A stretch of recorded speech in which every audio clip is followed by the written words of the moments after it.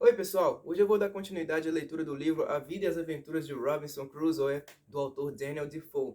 A gente tinha parado na página 257 do livro, no capítulo 17, chamada Visita dos Amotinados. Hoje eu vou tentar finalizar o livro, tá, gente? O livro tem 320 páginas. É, Vai ficar, então, um vídeo um pouco mais longo, porque a média de leitura que eu faço por vídeo é de 50 páginas. Se eu vou ler da página 257 até 320, então vai ficar um pouco mais estendido, né? Então vamos lá, sem muita enrolação, vamos ver o que aconteceu aí na história. Em pouco tempo, porém, como nenhuma canoa mais apareceu, o medo da vinda dele se desgastou e comecei a retomar em consideração os meus pensamentos anteriores de uma viagem ao continente, estando igualmente assegurado pelo pai de sexta-feira de que eu poderia depender da boa consideração de sua nação por conta dele se eu fosse. Mas os meus pensamentos ficaram um pouco suspensos quando tive uma séria conversa com o espanhol, e quando entendi que lá existiam mais 16 de seus compatriotas e portugueses que haviam naufragado e se refugiaram nesse lado da ilha, onde viviam em paz de fato com os selvagens, mas que sentiam muita falta de coisas necessárias até para viver. Perguntei a eles todos os detalhes da viagem. Descobri que eles eram de um navio espanhol que seguia do Rio de La Plata para Havana, onde deveriam deixar o carregamento, que era principalmente de couro cru e prata, e de onde na volta embarcariam mercadorias europeias que pudessem encontrar lá, e que eles levavam 5 marinheiros portugueses a bordo, salvos de outro naufrágio durante o qual 5 de seus próprios homens se afogaram, e que estes escaparam através de perigos e riscos infinitos e chegaram quase morrendo de fome na costa dos canibais, onde esperavam serem devorados a cada momento. Ele me contou que eles possuíam armas, mas que elas eram perfeitamente inúteis porque não tinham nem pólvora nem balas, já que a inundação do mar havia estragado toda a pólvora deles, menos um pouco que eles usaram no primeiro desembarque para se abastecerem com algum alimento. Perguntei o que ele achava que aconteceria com eles e se tinham formado algum projeto de fuga. Ele respondeu que havia muita conversa sobre o assunto, mas que não tinha nem embarcação, nem ferramenta para construir uma, nem provisões de qualquer tipo, e que então essas conversas sempre terminavam em lágrimas e desespero. Perguntei como ele achava que eles receberiam uma proposta minha que poderia tender para uma fuga, e se caso todos estivessem ali na ilha, isso não poderia ser feito. Falei a ele com liberdade que eu temia principalmente a traição e o mau aproveitamento da minha vida se me colocasse nas mãos deles, porque a gratidão não era uma virtude inerente à natureza do homem, e nem sempre os homens enquadram suas relações pelas obrigações que recebem tanto quanto pelas vantagens que esperam. Disse-lhe que seria muito duro se eu fosse o instrumento da libertação deles e depois me tornasse prisioneiro na Nova Espanha, onde qualquer inglês tinha certeza de ser sacrificado se a necessidade ou algum acidente o levasse para lá. E que eu preferia até ser entregue aos selvagens para ser devorado vivo do que cair nas garras impiedosas dos sacerdotes e ser levado à Inquisição. Acrescentei isso, caso contrário, estava convencido de que, se estivessem todos ali, poderíamos com tantas mãos construir uma embarcação suficientemente grande para nos levar para longe, tanto para o Brasil ao sul quanto para as ilhas ou costa espanhola ao norte. Mas que se em retribuição, quando eu pusesse armas em suas mãos, eles me levassem à força entre seu próprio povo, eu, eu poderia ser mal correspondido pela minha bondade para com eles, tornando o meu caso pior que antes. Estou soluçando para caramba. Ele respondeu com muita candura e ingenuidade que a condição daquela gente era tão miserável e que eles estavam tão cientes disso que acreditava que todos abominariam o pensamento de usar indelicadamente qualquer homem que contribuísse para libertá-los, e que se eu quisesse, iria até eles com o velho, conversaria com eles sobre isso e retornaria trazendo minha resposta. Além disso, exigiria o juramento solene como condição de que todos estariam absolutamente sob a minha direção, como seu comandante e capitão, e que eles deveriam jurar sobre os santos sacramentos e o evangelho como sendo verdade para mim, de irem para esse país cristão, como eu deveria concordar, e para nenhum outro, sendo eles dirigidos total e absolutamente por minhas ordens até que fossem desembarcados em segurança nesse país, como eu pretendia, e que traria um contrato deles sob suas mãos para esse fim. Então ele me disse que primeiro juraria que ele mesmo jamais se separaria de mim, enquanto vivesse, a menos que eu lhe desse ordem contrária, e que ficaria do meu lado até sua última gota de seu sangue, caso acontecesse a menor quebra de fé entre seus compatriotas. Ele me disse que eram todos homens honestos, muito civilizados, que estavam sob o maior sofrimento imaginável, sem armas, nem roupas, nem qualquer comida, mas à mercê e discrição dos selvagens, sempre com todas as esperanças de retornarem ao seu próprio país. Por isso, ele estava seguro de que, se eu me comprometesse a socorrê-los, eles viveriam e morreriam por mim. Com essas garantias, resolvi me arriscar a ajudá-los, se possível, e a enviar o velho selvagem, junto com esse espanhol, para tratarem com eles. Mas quando tínhamos todas as coisas prontas para a partida, o próprio espanhol levantou uma objeção que tinha tanta prudência de um lado e muita sinceridade de outro, que eu não pude deixar de ficar muito satisfeito com isso. Então, por seu conselho, decidi adiar a libertação de seus camaradas por pelo menos meio ano. O caso era assim. Ele já estava conosco havia cerca de um mês, tempo durante o qual deixei-o ver de que maneira eu havia providenciado com a ajuda da providência o meu sustento. Provido, aliás, com a ajuda da providência, o meu sustento. Ele evidentemente viu o estoque de cereal e arroz que eu tinha guardado, o qual, embora fosse mais do que o suficiente para mim, ainda assim não era suficiente sem uma boa administração para minha família, que agora havia aumentado para 4 pessoas. Mas seria muito menos suficiente se os compatriotas dele, que eram 16, ainda vivos como contou, viessem. E menos ainda seria suficiente para abastecer o nosso navio, se construíssemos um para a viagem a qualquer uma das colônias cristãs da América. A qualquer uma das colônias cristãs da América. Então ele me disse que achava mais aconselhável deixá-lo, junto com os outros dois, cavar e cultivar um pouco mais de terra para a semeadura de toda semente que eu pudesse separar, pois deveríamos esperar outra colheita, com o fim de obtermos o suprimento de cereais para seus compatriotas quando viessem, porque a necessidade poderia ser uma tentação para a discórdia, a ponto de não se considerarem libertos, mas caídos de uma dificuldade para outra. Como você sabe, ele disse, embora os filhos de Israel se alegrassem a princípio por terem sido libertos de Egito, ainda assim se rebelaram até mesmo contra o próprio Deus, que os libertou quando passaram a querer pão no deserto. Essa cautela era tão agradável, esses conselhos tão bons, que eu não podia senão ficar muito satisfeito com a proposta dele, assim como fiquei satisfeito com sua fidelidade. Então passamos a cavar todos os 4 da melhor maneira que as ferramentas de madeira que possuíamos nos permitiam, e em cerca de um mês, ao final do qual era tempo de semear, tínhamos tanta terra arada e preparada que semeamos 22 alqueires de cevada e 16 jarras de arroz, que eram, em suma, todas as sementes que tínhamos de sobra. Na verdade, não ficamos com quantidade suficiente para a nossa comida, pelos 6 meses que tivemos que esperar a nossa colheita. Isso é, considerando a partir da vez em que colocamos nossas sementes de lado para semear, pois não se devia supor que ficariam mais de 6 meses no solo daquela região. Tendo agora companhia e nosso número sendo suficiente para nos tirar o medo dos selvagens, caso viessem, a menos que o número deles fosse muito grande, nós andávamos livremente por toda a ilha sempre que a ocasião se apresentasse. E como tínhamos nossa fuga ou libertação em nossos pensamentos, era impossível, pelo menos para mim, deixar de ter os meios de fazer isso fora de minhas reflexões. Para esse propósito, marquei várias árvores que achei adequadas para o nosso trabalho. E coloquei sexta-feira e seu pai para cortá-las, e encarreguei o espanhol, a quem manifestei meus pensamentos sobre esse assunto, de supervisionar e direcionar o trabalho deles. Mostrei-lhes com que sofrimentos incansáveis eu cortava uma grande árvore em tábuas simples e mandei que fizessem o mesmo, até que eles conseguissem cerca de 1 dúzia de tábuas grandes, de bom carvalho, de quase 2 pés de largura, por 35 pés de comprimento, e de 2 a 4 polegadas de espessura. Qualquer um pode imaginar o prodigioso trabalho exigido. Ao mesmo tempo, planejei aumentar o meu pequeno rebanho de cabras, tanto quanto possível. Para esse propósito, fiz sexta-feira e o espanhol saíram um dia e eu fui com sexta-feira no dia seguinte, pois tínhamos os nossos turnos, e por esse meio caçamos cerca de 20 cabritos para se reproduzirem com o resto, porque sempre que matávamos uma cabra, pegávamos os cabritos e os adicionávamos ao nosso rebanho. Mas acima de tudo, a estação para curar as uvas estava chegando, e eu dispunha de uma quantidade tão prodigiosa delas para serem penduradas ao sol que, acreditem, se estivéssemos em Alicante, onde as uvas passas do sol são curadas, poderíamos ter enchido 60 ou 80 barris. Essas uvas, juntos com o nosso pão, formavam uma grande parte da nossa comida e eram muito saborosas também, posso lhes garantir, além de serem extremamente nutritivas. Então chegou a colheita e a safra era de bom tamanho. Não foi o aumento mais abundante que eu já vi na ilha, mas era o suficiente para responder à nossa finalidade, porque dos nossos 22 alqueires de cevada conseguimos e batemos ou debulhamos mais de 220 alqueires e o arroz na mesma proporção, quantidade suficiente para o nosso sustento até a próxima colheita, mesmo que todos os 16 espanhóis estivessem em terra comigo. Ou se nos aprontássemos para a viagem, teríamos o nosso navio abundantemente abastecido para nos levar a qualquer parte do mundo, quero dizer, a qualquer parte da América. Quando abrigamos e protegemos o nosso depósito de cereais, passamos a trabalhar fazendo mais cestaria, a saber, fizemos grandes cestas onde guardávamos isso. O espanhol foi muito útil a hábil nessa parte, muitas vezes reclamou que eu não fazia coisas para a defesa com esse tipo de trabalho, mas não vi necessidade disso.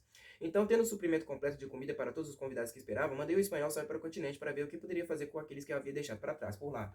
Dei-lhe uma ordem formal por escrito para não trazer nenhum homem que não jurasse antes em sua presença, e do velho selvagem, que não iria de forma alguma feri-lo tal ou atacar a pessoa que encontraria na ilha, que havia sido tão gentil a ponto de tê-los mandado ali para libertar aquela gente, mas que ficaria ao lado dele para defendê-lo contra qualquer tentativa nesse sentido, e que, onde quer que fosse, estaria inteiramente submetido ao seu comando. Isso deveria ser colocado por escrito e assinado do próprio mundo. Como eles fariam isso, sabendo que não tinha nem pena e nem tinta, foi uma questão que nunca perguntei. Eu preciso destacar, tem um erro aqui.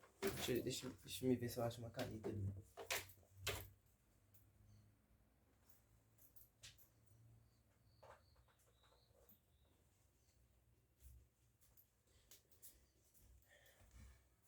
Achei, foi uma canetinha amarela. Essas traduções às vezes não são 100%, né? Em vez de ser nesse, tá escrito Messi. Não sei se vocês vão conseguir ver aí. Tá escrito Messi.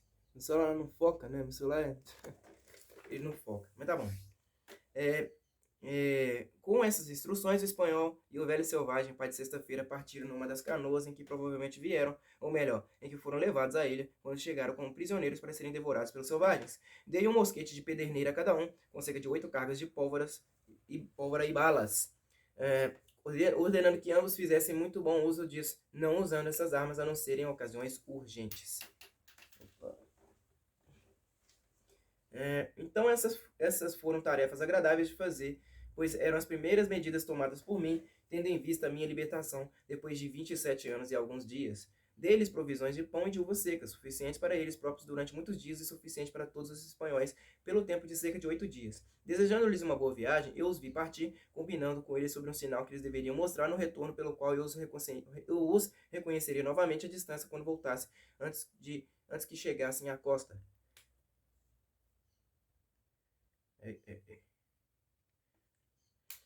Eles foram embora com um vento a favor, no dia em que a lua estava cheia, no mês de outubro, pelas minhas contas.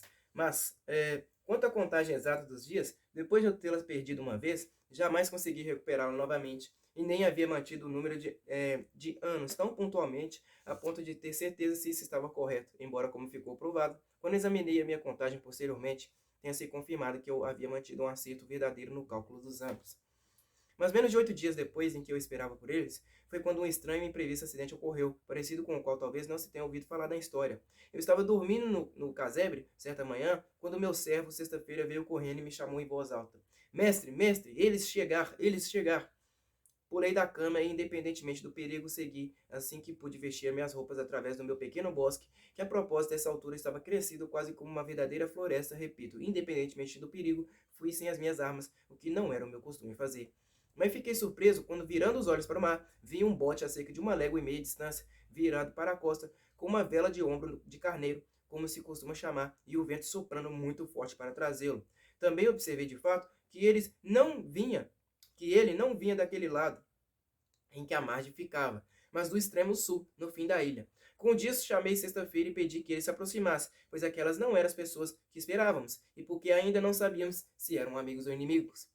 Imediatamente fui buscar minha luneta para observar o que deveria fazer. Depois de puxar a escada, subi ao topo da colina, como costumava fazer quando estava apreensivo por qualquer coisa e para ter a minha visão mais clara sem ser descoberto. Eu mal havia colocado o pé no morro quando meu olhar descobriu claramente um navio ancorado a cerca de 2,5 léguas de distância de mim, a sul e sudeste, mas não mais de 1,5 légua da costa. Pela minha observação, parecia claramente um navio inglês e o bote uma chalupa inglesa. Não posso expressar a confusão em que fiquei, apesar da alegria de ver o navio, e ainda mais um navio que eu tinha razão para acreditar que seria tripulado por meus próprios compatriotas e, consequentemente, por amigos. Era algo que eu não poderia descrever, mas mesmo assim, mantive dúvidas secretas pairando sobre mim, que eu não saberia dizer de onde vieram, que me diziam para continuar em guarda. Para começar, ocorreu-me de considerar sobre qual negócio o navio inglês poderia ter naquela parte do mundo, já que não era o caminho onde os ingleses teriam nenhum tráfego. Eu também sabia que não aconteceram tempestades para levá-los lá em perigo, e que se fossem realmente ingleses, era mais provável que estivesse ali sem um bom motivo, e que, portanto, seria melhor continuar como estava do que cair em mãos de ladrões e assassinos. Que nenhum homem possa desprezar as dicas secretas e os avisos de perigo que às vezes lhes são dadas, quando ele pode pensar que não há possibilidade de isso ser real. Que tais sugestões e avisos não sejam dados, acredito que poucas pessoas que fazem qualquer observação dessas coisas possam negar. E que isso não seja revelado de um mundo invisível e de uma conversa de espíritos, não podemos duvidar. Assim, se a tendência deles parece ser de nos alertar sobre o perigo, porque não devemos supor que venham de algum agente amigável, seja supremo ou inferior e subordinado, não é o problema, e que não seriam dados para o nosso bem. A presente questão confirmou abundantemente para mim a justiça desse raciocínio, porque se eu não tivesse sido cauteloso por causa dessa admoestação secreta, vinda de onde quer que tinha vindo, eu teria ficado inevitavelmente numa condição muito pior do que antes, como será visto a seguir. Eu não havia me mantido por muito tempo nessa posição, até que vi o bote se aproximar da costa, como se eles procurassem um riacho conveniente para entrada e desembarque. No entanto, como não se aproximaram o suficiente, não vi a pequena enseada onde antes eu acostava as minhas jangadas, mas acompanhei o barco deles chegar na praia a cerca de meia milha de mim, o que foi muito bom para mim, caso contrário, eles teriam descido quase na minha porta, por assim dizer, e logo me derrotariam fora do castelo, talvez saqueando tudo que eu tinha. Quando desceram em terra, fiquei totalmente satisfeito por serem ingleses, pelo menos a maioria deles. Um ou dois achei que eram holandeses, mas não tinha como comprovar. Ao todo eram 11 homens, entre os quais observei que 3 estavam desarmados e, como imaginei, amarrados. Quando os primeiros 4 ou 5 saltaram em terra, retiraram esses 3 fora do bote como prisioneiros. Um deles, pelo que pude perceber, fazia os gestos mais apaixonados de apelo, aflição e desespero, quase mesmo como um tipo de extravagância. Os outros 2, pelo que percebi, levantavam mão às vezes e pareciam preocupados, mas não no mesmo grau do primeiro. Eu estava perfeitamente confuso com a visão e não sabia qual significado aquilo deveria ter. Sexta-feira me chamou em inglês tão bem como poderia. Oh, mestre, você ver homens inglês comer prisioneiro, igual como homens selvagens. Quer dizer, sexta-feira, eu disse, que você acha que eles vão comê-los? Sim, respondeu sexta-feira, vão comê-los. Não, isso não, retruquei. Mas sexta-feira temo que eles o matem na verdade, mas pode ter certeza, não os comerão. Durante todo esse tempo, eu realmente não podia imaginar o que era, mas permaneci tremendo de horror com a visão, esperando a cada momento que os 3 prisioneiros fossem mortos. Uma vez até vi um dos vilões levantar o braço com um grande cutelo, como os marinheiros chamam, ou espada, para atacar um dos pobres coitados. Eu esperava vê-lo tombar a cada momento. Então todo o sangue do meu corpo parecia gelar nas minhas veias. Eu desejava do fundo do coração que o espanhol e o selvagem que tinha ido com ele estivessem comigo nessa hora, ou que, de algum jeito, eu pudesse chegar sem ser descoberto ao alcance de um tiro deles, para poder resgatar os 3 homens, pois não vi armas de fogo entre eles, mas me ocorreu outra maneira. Depois de observar o ultrajante tratamento dado aos 3 homens pelos insolentes marinheiros, observei seus companheiros se espalharem pela ilha, como se quisessem conhecer a região. Percebi que os outros 3 homens também tinham liberdade de ir aonde quisessem, mas os 3 sentaram-se no chão, muito pensativos e pareciam em desespero. Isso me fez lembrar da primeira vez que cheguei à praia e quando comecei a olhar à minha volta como eu me considerava perdido, quão descontroladamente olhava ao redor. Que terríveis apreensões eu tinha e como me alojei na árvore a noite toda, com medo de ser devorado por animais selvagens. Da mesma forma como naquela noite eu nada sabia da ajuda que estava para receber, pela condução providencial do navio mais próximo à terra pela tempestade e a maré, pelo qual desde então eu tenha sido tão bem nutrido e sustentado, então esses 3 pobres homens desolados não sabiam nada de quão certa era a libertação e o suprimento deles e o quão perto estavam, e como efetiva e realmente estavam, numa condição de segurança, ao mesmo tempo que se achavam perdidos e num caso desesperado. Assim, tão pouco vemos diante de nós no mundo e tanta razão temos para depender alegremente do grande Criador do mundo que ele não deixe suas criaturas tão absolutamente destituídas, de modo que nas piores circunstâncias elas sempre têm algo para agradecer e às vezes estão mais próximas do livramento do que imaginam, ou melhor, são levadas ao seu livramento por meios quais lhes pareciam que seriam levadas à destruição. Foi justamente na maré alta que essas pessoas haviam descido em terra. E quando em parte negociavam com os prisioneiros que trouxeram e em parte vagavam para ver em que tipo de lugar estavam, eles se distraíam tanto que a maré vazou e a água recuou consideravelmente para longe, deixando o bote encalhado. Eles haviam deixado 2 homens no barco, que, como eu descobri depois, tinham bebido um bocado de conhaque a mais e adormeceram. No entanto, um deles despertou um pouco antes do que o outro, e percebendo que o barco encalhara rápido demais para movê-lo sozinho, apelou aos outros que perambulavam pelas redondezas. Com isso, todos eles foram para o barco, mas apesar de usarem toda a força para lançá-lo, o bote era pesado demais e a costa daquele lado era de uma areia macia e úmida, quase uma areia movediça. Nessa condição, como verdadeiros marinheiros, que talvez formem a menor parcela de toda a humanidade dada a precaução, eles desistiram, se afastaram e foram passear pela região novamente. Então escutei um deles dizer em voz alta para o outro, chamando-o para longe do barco: Ei, Jack, deixe quieto, ele vai flutuar na próxima maré. Com que confirmei plenamente a minha importante averiguação de que eles seriam meus compatriotas. Durante todo esse tempo, eu me mantive muito próximo, nenhuma vez ousando sair do meu castelo mais longe do que o local de observação, perto do topo da colina. Fiquei muito contente por pensar que estava bem fortificado. Eu sabia que não levaria menos de 10 horas antes que o barco pudesse flutuar novamente. Nessa altura, já estaria escuro e eu poderia ter mais liberdade para ver os movimentos deles e ouvir a conversa deles se acontecesse. Enquanto isso, eu me preparei para a batalha como antes, embora com mais cautela, sabendo que lidaria com outro tipo de inimigo diferente do anterior. Mandei também sexta-feira, a quem eu havia tornado um excelente atirador, carregar suas armas. Peguei 2 peças de caça e dei 3 mosquetes a ele. A minha figura era de fato muito feroz. Eu vestia o meu formidável casaco de pele de cabra, com o grande gorro que mencionei, uma espada nua ao meu lado, 2 pistolas no cinturão e uma arma em cada ombro.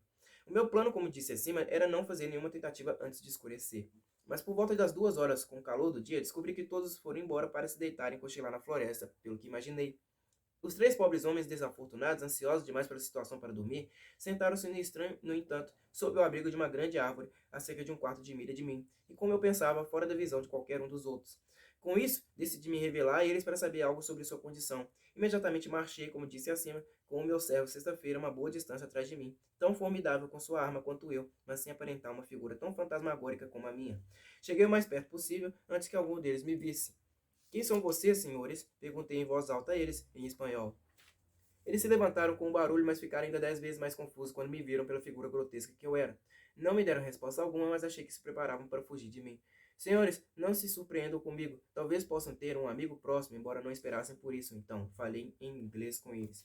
Ele deve ter sido enviado diretamente dos céus. Um deles respondeu com toda seriedade a meu respeito, ao mesmo tempo em que tirava o chapéu para mim, pois a nossa condição não depende da ajuda do homem.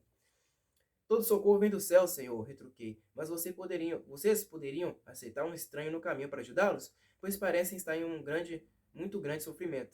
Vi quando desembarcaram e quando pareciam suplicar aos brutos que vieram com vocês. Vi um deles levantando espada para matá-los. O pobre homem, tremendo e com lágrimas escorrendo pelo rosto, prosseguiu atônito. Estou falando com Deus ou com um homem? Será na verdade um homem ou um anjo? Não tenha medo, Senhor, pedi. Se Deus tivesse enviado um anjo para aliviá-los, ele estaria mais bem vestido e armado de maneira diferente da que vocês me veem.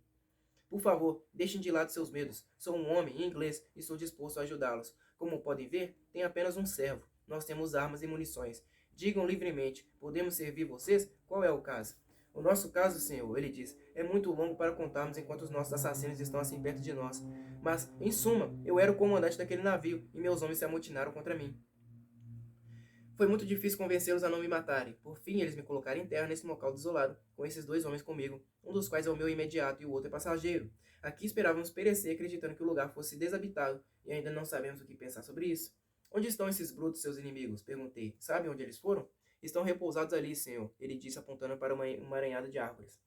O meu coração treme por medo de nos verem, de ouvirem você falar. Se isso acontecer, eles certamente nos matarão a todos nós. Eles têm armas de fogo? Perguntei. Ele respondeu que eles tinham apenas 2 peças, uma das quais deixaram no barco. Bem, então, prossegui. Deixem o resto comigo. Vejo que estão todos adormecidos. Seria fácil matar a todos eles, mas não devemos preferir tê-los como prisioneiros? Ele me disse que entre eles havia 2 vilões sem esperança, aos quais seria pouco seguro mostrar misericórdia, mas que se eles fossem dominados, acreditava que os demais voltariam aos seus deveres. Perguntei quais seriam esses. Ele me disse que não podia distingui-los a essa distância, mas que obedeceria às minhas ordens em qualquer coisa que eu mandasse. Bem, eu disse, vamos ficar fora da visão e da audição deles, para que não despertem e então decidimos melhor o que fazer. Assim, de bom grado, eles foram comigo até que o bosque nos encobriu. Olhe, senhor, eu disse, se eu me aventurar em sua libertação, está disposto a acertar 2 condições comigo? Ele se antecipou às minhas propostas, me dizendo que tanto ele quanto o navio, se recuperados, deveriam ser totalmente dirigidos e comandados por mim em tudo. E se o navio não fosse recuperado, ele viveria e morreria comigo em qualquer parte do mundo a que eu o enviasse. Os outros 2 homens disseram o mesmo. Bem, eu disse, as minhas condições são apenas 2. Primeiro que, enquanto ficarem nessa ilha comigo, não pretenderão exercer nenhuma autoridade aqui, e se eu colocar armas em suas mãos, vocês irão em todas as ocasiões entregá-las a mim, e não causarão prejuízo nem à minha pessoa e nem à minha ira, mas serão governados pelas minhas ordens. E em segundo lugar, se o navio for ou puder ser recuperado, vocês levarão a mim e o meu servo para a Inglaterra sem um pagamento de passagem. Ele me deu todas as garantias que a minha imaginação, a fé do homem poderiam conceber de que cumpriria com essas exigências muito razoáveis e que, além disso, devia sua vida a mim e reconheceria isso em todas as ocasiões enquanto vivesse. Bem, então, eu disse, aqui estão 3 mosquetes para vocês, com pólvoras e balas. Diga-me, pois, o que acha adequado ser feito? Ele demonstrou todos os testemunhos de gratidão de que era capaz, mas se ofereceu para ser inteiramente guiado por mim. Eu lhe disse que achava muito difícil nos aventurarmos em qualquer coisa e que o melhor método que eu conseguia pensar era disparar sobre eles de uma vez só enquanto eles estivessem ainda deitados, e que se algum deles não fosse morto na primeira descarga e se oferecesse para se render, nós poderíamos salvá-lo. Assim entregávamos inteiramente a providência de Deus e a direção dos nossos tiros. Ele me disse com muita moderação que relutaria em matá-los, se fosse possível evitar, mas que esses 2 eram vilões incorrigíveis e foram os autores de todo o motim no navio. Se eles escapassem, então estaríamos arruinados, pois eles iriam a bordo e trariam toda a tripulação do navio e nos destruiriam a todos. Bem, sendo assim, eu disse, a necessidade legitima o meu conselho, pois é a única maneira de salvarmos as nossas vidas. Porém, vendo-o ainda cauteloso pelo derramamento de sangue, eu lhe disse que eles deveriam ir por conta própria e que resolvessem como achassem conveniente. No meio dessa conversa, ouvimos alguns deles acordarem e logo depois vimos 2 em pé. Perguntei se algum deles era um dos chefes do motim. Ele disse que não. Pois bem, então, eu disse, pode deixá-los escapar, porque a providência parece ter-os despertado com o propósito de salvá-los. Agora completei, se o resto escapar, a culpa é sua. Animado com isso, ele levou na mão um mosquete que eu tinha lhe dado e uma pistola no cinto. Partiu com seus 2 camaradas, cada um com uma arma nas mãos. Os 2 homens que estavam com ele e que iam na frente fizeram algum barulho, pelo qual um dos marinheiros que estava acordado se virou. Ao vê-los chegando, gritou para os outros, mas era tarde demais, pois no momento em que gritou, eles dispararam, isto é, os 2 homens, porque o capitão sabiamente reservou sua própria arma. Eles haviam apontado tão bem para os homens que conheciam que um deles foi morto no local e o outro ficou gravemente ferido. Mas não estando morto, tentou se salvar, se levantar, clamando desesperadamente por socorro ao outro. O capitão, porém, foi até ele e disse-lhe que era tarde demais para ele pedir ajuda e que ele deveria pedir a Deus que o perdoasse pela sua vilania. Com essas palavras, derrubou-o com a coronha de seu mosquete, de modo que esse nunca mais falou. Sobraram ainda mais 3 dessa companhia, um deles levemente ferido. A essa altura eu estava chegando. Quando eles perceberam o perigo e que seria em vão resistir, imploraram por misericórdia. O capitão lhes disse que pouparia suas vidas se eles lhe dessem garantias de aversão à traição de que eram culpados e se jurassem ser fiéis a ele na recuperação do navio. Ele depois os levaria de volta para a Jamaica, de onde eles vieram. Assim, estes lhe deram todos os protestos de sinceridade que poderiam ser desejados. O capitão estava disposto a acreditar neles e a poupar suas vidas, e eu não fui contra. Só determinei que eles fossem mantidos com as mãos e os pés amarrados enquanto estivessem na ilha. Mais um erro aqui na tradução do livro, né? Faltou um plural aqui. Enquanto isso estava acontecendo, eu enviei sexta-feira com o imediato do capitão ao bote com ordens para fixá-lo e trazer os remos e as velas, o que eles fizeram. Enquanto isso, os 3 homens dispersos, que estavam, felizmente para eles, separados do resto, voltaram quando ouviram as armas disparadas. Ao verem o capitão, que estava diante de seu prisioneiro, agora como conquistador, também se renderam e foram amarrados, e assim a nossa vitória foi completa. Agora só restava ao capitão e a mim nos inquirirmos sobre as circunstâncias um do outro. Comecei primeiro e contei-lhe toda a minha história, que ele ouviu com muita atenção e inclusive com espanto, particularmente pela maneira maravilhosa de eu estar sendo provido de suprimentos e munições. E de fato, como a minha história é toda uma coleção de maravilhas, ela o afetou profundamente. Mas quando refletiu sobre isso e como eu parecia ter sido preservado ali, de propósito para salvar sua vida, as lágrimas escorreram pelo seu rosto e ele não conseguiu falar mais nada. Depois que essa comunicação chegou ao fim, levei-o com seus 2 homens aos meus aposentos, conduzindo-os exatamente por onde saía, a saber, pelo topo da casa, onde eles se refrescaram com as provisões que eu tinha. Depois, mostrei-lhes todos os artefatos que fabriquei durante o meu longo e demorado tempo de habitação nesse lugar. Tudo que eu mostrava a eles, tudo que eu dizia a eles, era perfeitamente incrível. Mas, acima de tudo, o capitão admirou a minha fortificação e como eu havia escondido perfeitamente o meu abrigo com um bosque de árvores, que então estavam plantadas havia quase 20 anos. Como as árvores cresciam muito mais rápido que na Inglaterra, quase se tornaram uma pequena floresta tão espessa que era intransponível em qualquer parte, a não ser naquele lado onde eu tinha reservado a minha pequena passagem sinuosa para esse fim. Contei a ele que esse era o meu castelo e a minha residência, mas que, como a maioria dos príncipes, eu tinha uma casa de campo para onde eu poderia me retirar ocasionalmente e que eu lhe mostraria também outra hora. Porém, naquele momento, o nosso assunto era considerar os meios de recuperar o navio. Ele concordou comigo quanto a isso, mas me disse que estava perfeitamente perdido sobre quais medidas tomar, pois ainda restavam 26 homens a bordo, que, tendo entrado em uma conspiração amaldiçoada, pela qual todos tinham perdido a vida para a lei, estariam assim endurecidos pelo desespero e resistiriam, sabendo que se fossem subjugados, seriam levados à forca, tão logo chegassem à Inglaterra ou a qualquer uma das colônias inglesas, que portanto não haveria como atacá-los com um número tão pequeno como nós éramos. Refleti por algum tempo sobre o que ele disse. Achei que era uma conclusão muito racional e que, portanto, alguma coisa deveria ser resolvida rapidamente, tanto para atrair os homens a bordo para alguma armadilha e pela surpresa, como para evitar que eles viessem sobre nós e nos destruíssem. Depois disso, me ocorreu que, em pouco tempo, a tripulação do navio, imaginando que seria de seus companheiros e do barco, certamente viria em terra na outra chalupa para procurá-los e que então, se talvez viessem armados, seriam fortes demais para nós. Isso ele admitiu que era racional. Isto posto, eu disse a ele que a primeira coisa que deveríamos fazer era anular o barco que estava na praia para que eles não pudessem levá-lo. Deveríamos retirar tudo dele para deixá-lo tão desaparelhado que não estaria apto a navegar. Assim fomos a bordo, pegamos as armas deixadas a bordo e o que mais encontramos ali, a saber, uma garrafa de conhaque e outra de rum, alguns bolos e biscoitos, um chifre de pólvora e um grande pedaço de açúcar no pedaço de lona. A quantidade de açúcar era de 5 ou 6 libras. E tudo isso foi muito bem-vindo para mim. Especialmente o conhaque e o açúcar, dos quais eu não saboreava nem um pouco havia muitos anos. Depois de carregarmos todas essas coisas, para a praia, os remos, os mastros, as velas e o leme do barco haviam levado embora. Antes, abrimos um grande buraco na polpa para que, se eles tivessem vindo com força suficiente para nos dominar, ainda assim não conseguiriam voltar com o barco. Na verdade, em meus pensamentos, eu não achava muito possível que fôssemos capazes de recuperar o navio. Mas a minha opinião era que, se eles fossem embora sem a chalupa, eu não duvidava muito que poderia recuperá-la novamente para nos levar às ilhas de Sotavento e, no caminho, recolher os nossos amigos espanhóis, pois ainda os tinha em meus pensamentos. Capítulo 18. Navio recuperado. Enquanto estávamos assim, preparando os nossos planos e tínhamos primeiro, pela força bruta, arrastado o barco para a praia, tão alto que não flutuaria na marca d'água da maré alta, e além disso, feito um buraco no fundo do casco grande demais para ser reparado rapidamente, e estando sentados refletindo sobre o que deveríamos fazer, ouvimos o navio disparar um tiro de canhão e fazer um aceno com sua bandeira como sinal para o bote voltar a bordo. Mas, como a chalupa não se movia, eles dispararam várias vezes e fizeram outros sinais para o bote. Por fim, quando todos os seus sinais de disparo se mostraram infrutíferos e eles perceberam que o barco não mexia, vimos, com a ajuda da minha luneta, que eles lançaram outro barco e remavam em direção à costa. Ao se aproximarem, descobrimos que havia pelo menos 10 homens nesse bote e que eles portavam armas de fogo.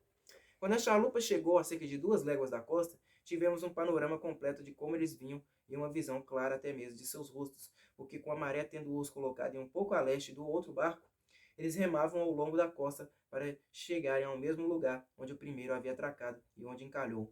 Desse jeito, repito, tínhamos uma visão completa deles. O capitão conhecia as pessoas e o caráter de todos os homens no barco, dos quais ele disse 3 eram camaradas muito honestos, que ele tinha certeza foram levados a essa conspiração pelos demais, estando sobrecarregados e assustados. Mas que, quanto ao contramestre, que é o que parece o oficial-chefe deles e todos os outros, eles eram tão ultrajantes como qualquer tripulante do navio e estavam, sem dúvida, desesperados nessa nova empreitada. O capitão se mostrava terrivelmente apreensivo de que eles foram muito poderosos para nós. Eu sorri para ele e disse-lhe que homens em nossas condições estavam além do alcance da manifestação do medo, e que, vendo que quase toda condição poderia ser melhor do que aquela em que supostamente deveríamos estar, então deveríamos esperar que a consequência, quer fosse morte ou vida, certamente haveria de ser um livramento. Perguntei o que ele achava das circunstâncias da minha vida, e se não valeria a pena me aventurar por uma libertação. Onde está, Senhor, acrescentei, a sua crença de eu ter sido preservado aqui de propósito para lhe salvar a vida, que tanto o animava agora há pouco? Da minha parte, prossegui, parece haver apenas uma coisa errada em toda a perspectiva disso. E o que é? Ele indagou. É que, respondi, como você disse, existem 3 ou 4 companheiros honestos entre eles que devem ser poupados. Se todos fossem da parte perversa da tripulação, eu deveria pensar que a providência de Deus os havia escolhido para que fossem entregues em suas mãos. A depender disso, todo homem que vier em terra é nosso e morrerá ou viverá conforme se comportar conosco. Enquanto eu falava com a voz firme e o semblante alegre, achei que ele muito se encorajou, e por isso nos entregamos vigorosamente às nossas tarefas. Tivemos, desde a primeira aparição do barco vindo do navio, que considerar a separação de nossos prisioneiros, e nós, de fato, os protegemos efetivamente. 2 deles, dos quais o capitão não estavam tão seguros quando deveria estar, então enviei-os com sexta-feira e mais um dos 3 homens libertos para minha caverna, onde estariam suficientemente afastados e fora do perigo de serem ouvidos ou descobertos ou de encontrar o caminho para fora da floresta, caso pudessem se soltar. Lá eles os deixaram amarrados, mas com provisões. Eles prometeram a liberdade, se permanecessem em silêncio em 1 dia ou 2, mas que, se tentassem fugir, seriam mortos sem piedade. Eles prometeram sinceramente que suportariam o confinamento com paciência e ficaram muito agradecidos por terem sido tão bem tratados a ponto de receberem provisões e luz, pois sexta-feira lhes deu velas, das que nós mesmos fizemos, para seu conforto. Eles não sabiam, mas achavam que ele estava de sentinela sobre eles na entrada. Os outros prisioneiros tiveram melhor utilidade. 2 deles também foram mantidos amarrados de fato, porque o capitão não podia confiar neles, mas os outros 2 foram colocados ao meu serviço, sob recomendação do capitão, após terem solenemente se comprometido a viverem e morrerem conosco. Assim como eles e os 3 homens honestos, nós éramos 7 homens bem armados, e eu não tinha nenhuma dúvida de que seria capaz de lidar bem com os 10 que estavam chegando, considerando que o capitão havia dito que existiam 3 ou 4 homens honestos entre eles também. Assim que chegaram ao lugar onde o outro barco deles estava, arrastaram o bote para a praia e desceram todos em terra, puxando o barco atrás deles, pelo que fiquei contente de ver, pois temia que preferissem deixar o barco ancorado a alguma distância da costa, com gente para protegê-lo, e então não conseguiríamos tomar posse desse barco.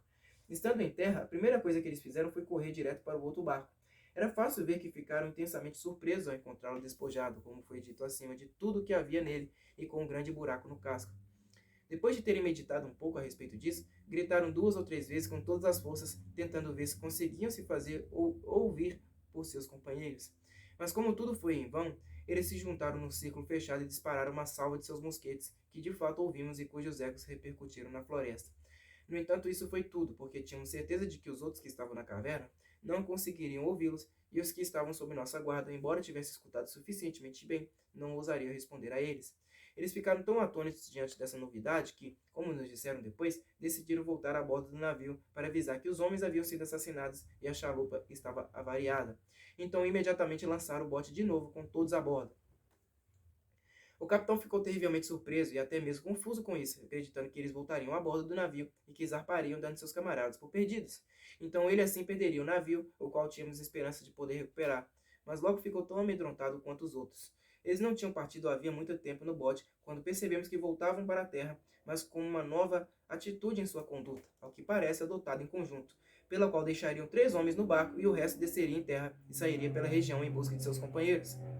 Isso foi um grande desapontamento para nós, pois não sabíamos o que fazer, já que a captura desses 7 homens em terra não seria vantajosa para deixarmos o barco escapar, porque os que lá estavam voltariam para o navio, e então os outros prevaleceriam e eles zarpariam, e assim a nossa recuperação do navio estaria perdida.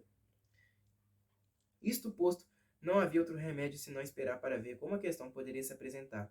Os 7 homens desceram na costa, e os 3 que permaneceram no barco colocaram a uma boa distância da margem e deitaram âncora para esperá-los, de modo que seria impossível alcançá-los no bote. Os que estavam em terra se mantiveram juntos, marchando em direção ao topo da pequena colina sobre a qual ficava a minha habitação. Nós podíamos vê-los claramente, embora eles não pudessem nos perceber. Ficaríamos muito felizes se eles se aproximassem, para que pudéssemos atirar neles, ou se eles se afastassem para que pudéssemos sair do esconderijo. Mas quando chegaram ao topo da colina, onde podiam ver um grande caminho para os vales e os bosques na parte nordeste e no nível mais baixo da ilha, eles gritaram até que se arrependeram de tão cansados, e não se importando, ao que parece, de se aventurarem longe da costa, nem de se afastarem dos outros, sentaram-se reunidos embaixo de uma árvore para deliberar. Se achassem adequado dormir ali, como os outros, eles teriam feito o trabalho para nós, mas estavam muito cheios de medo de perigo para se arriscarem a dormir, embora não pudessem dizer qual seria o perigo que deviam temer. O capitão fez uma proposta muito justa para mim sobre essa deliberação deles, a saber, considerando que talvez eles disparassem outra vez todos juntos, tentando fazer com que seus companheiros os ouvissem. Então nós deveríamos nos levantar somente no momento em que as armas deles estivessem descarregadas, pois assim certamente eles cederiam e seriam capturados por nós sem derramamento de sangue. Gostei dessa proposta desde que fosse efetuada quando estivéssemos bastante perto para chegarmos a eles antes que pudessem carregar suas armas. Mas esse evento não ocorreu e ficamos ainda um bom tempo muito indecisos sobre o que fazer. Por fim, eu disse aos meus camaradas que, na minha opinião, nada aconteceria até a noite, quando então, se os inimigos não retornassem ao barco, talvez pudéssemos encontrar alguma maneira de passar por entre eles para a costa e usar de alguma estratagema com os que estavam no barco, a fim de trazê-los em terra.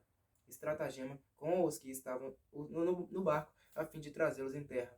Esperamos um bom tempo, embora muito impacientes, pela movimentação deles e ficamos muito inquietos quando, depois de longas conversas, vimos todos partirem caminhando em direção ao mar.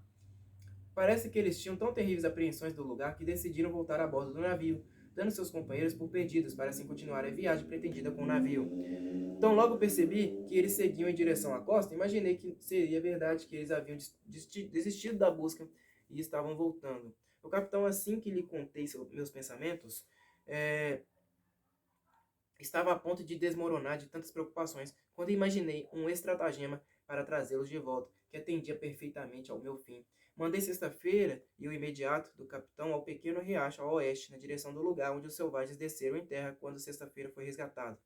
Assim que eles chegaram a um pequeno monte, a cerca de meia milha de distância, chamei-os o mais alto que pude e esperei para saber se os inimigos me ouviram. Então, assim que ouvissem os marinheiros responderem, eles deveriam chamá-los novamente. Mantendo-se fora de vista, eles dariam uma volta, sempre respondendo quando os outros chamassem, para atraí-los ao interior da ilha, entre as matas, se possível. Depois retornariam até a mim, da maneira como orientei. Estavam acabando de embarcar quando sexta-feira e o imediato gritaram. Eles logo os ouviram e, respondendo, correram ao longo da costa para o oeste, em direção à voz que ouviram, quando foram parados pelo riacho, onde a água estava subindo. Como não conseguiam atravessar, pediram que o bote se aproximasse para transportá-los como de fato eu esperava. Assim que atravessaram, observei que o bote se adiantou no riacho para um porto, por assim dizer, em terra. Depois de amarrarem o bote no tronco de uma pequena árvore na margem, levaram junto com eles um dos 3 homens embarcados, restando apenas 2 no barco. Era isso que eu queria. Deixei imediatamente sexta-feira e o imediato do capitão e levei os outros comigo. Cruzamos o riacho fora da vista dos adversários e surpreendemos os 2 homens antes que eles se alarmassem, sendo que um estava deitado na praia e o outro no barco. O sujeito em terra estava meio dormindo, meio acordado, e tentou se levantar. O capitão que estava à frente correu sobre ele e derrubou-o, e então gritou para o que estava no barco se render, ou ele era um homem morto. Seriam necessários bem poucos argumentos para persuadir um único homem a se render, vendo 5 outros contra ele e seu camarada derrubado. Além disso, ao que parece, esse sujeito era um dos 3 não muito entusiastas do motim como o resto da tripulação, e portanto foi facilmente persuadido não só a se render, mas depois a se juntar muito sinceramente conosco. Enquanto isso, sexta-feira e o imediato do capitão executavam sua tarefa de atrair os demais, gritando e respondendo de uma colina a outra, de um bosque a outro, até que não apenas os cansaram totalmente, mas abandonaram-nos onde estavam, certos de que não poderiam voltar ao barco antes de escurecer. Na verdade, eles também estavam exaustos quando chegaram. Então não tínhamos mais nada a fazer senão espioná-los na escuridão para cairmos em cima deles, com a certeza de capturá-los. Foi só depois de várias horas após a volta de sexta-feira que eles retornaram ao barco. Pudemos ouvir o primeiro deles, que estava na vanguarda dos demais, chamar os que vinham atrás para se aproximarem. Também ouvimos esses responderem, reclamando do cansaço e de quanto mancavam, e que por isso não podiam andar mais depressa, o que era uma notícia muito boa para nós. Por fim, eles chegaram ao barco, mas seria impossível expressar a confusão deles quando encontraram o bote no riacho, com a maré vazando e os 2 homens ausentes. Podíamos ouvi-los chamando uns aos outros da maneira mais lamentável, dizendo uns aos outros que haviam entrado numa ilha enfeitiçada, onde ou existiam habitantes e todos deveriam ser assassinados, ou então haveria demônios e espíritos e todos deveriam ser capturados e devorados. Eles gritaram de novo e chamaram muitas vezes pelos nomes de seus 2 camaradas, mas sem resposta. Depois de algum tempo, pudemos vê-los pela pouca luz que havia, correndo e contorcendo as mãos em desespero. Às vezes eles se sentavam no barco para se recuperar, depois voltavam à terra e andavam de novo, fazendo a mesma coisa outra vez. Os meus homens gostariam que eu lhes desse a chance de caírem sobre eles de repente na escuridão, mas eu estava disposto a tirar alguma vantagem deles, de modo a poupá-los e matar o menor número possível. Especialmente eu não queria arriscar a morte de nenhum de nossos homens, sabendo que os outros estavam muito bem armados. Decidi esperar para ver se eles não se separavam. Assim, para me certificar disso, levei a minha emboscada para mais perto e ordenei que sexta-feira o capitão se aproximasse engatinhando para não serem descobertos e chegarem o mais perto quanto possível antes de atirarem, aliás. Possivelmente, eles não se demoraram muito nessa postura quando o contramestre, que era o principal líder do motim e agora se mostrava o mais abatido e desanimado de todos, foi andando na direção deles com mais 2 da tripulação.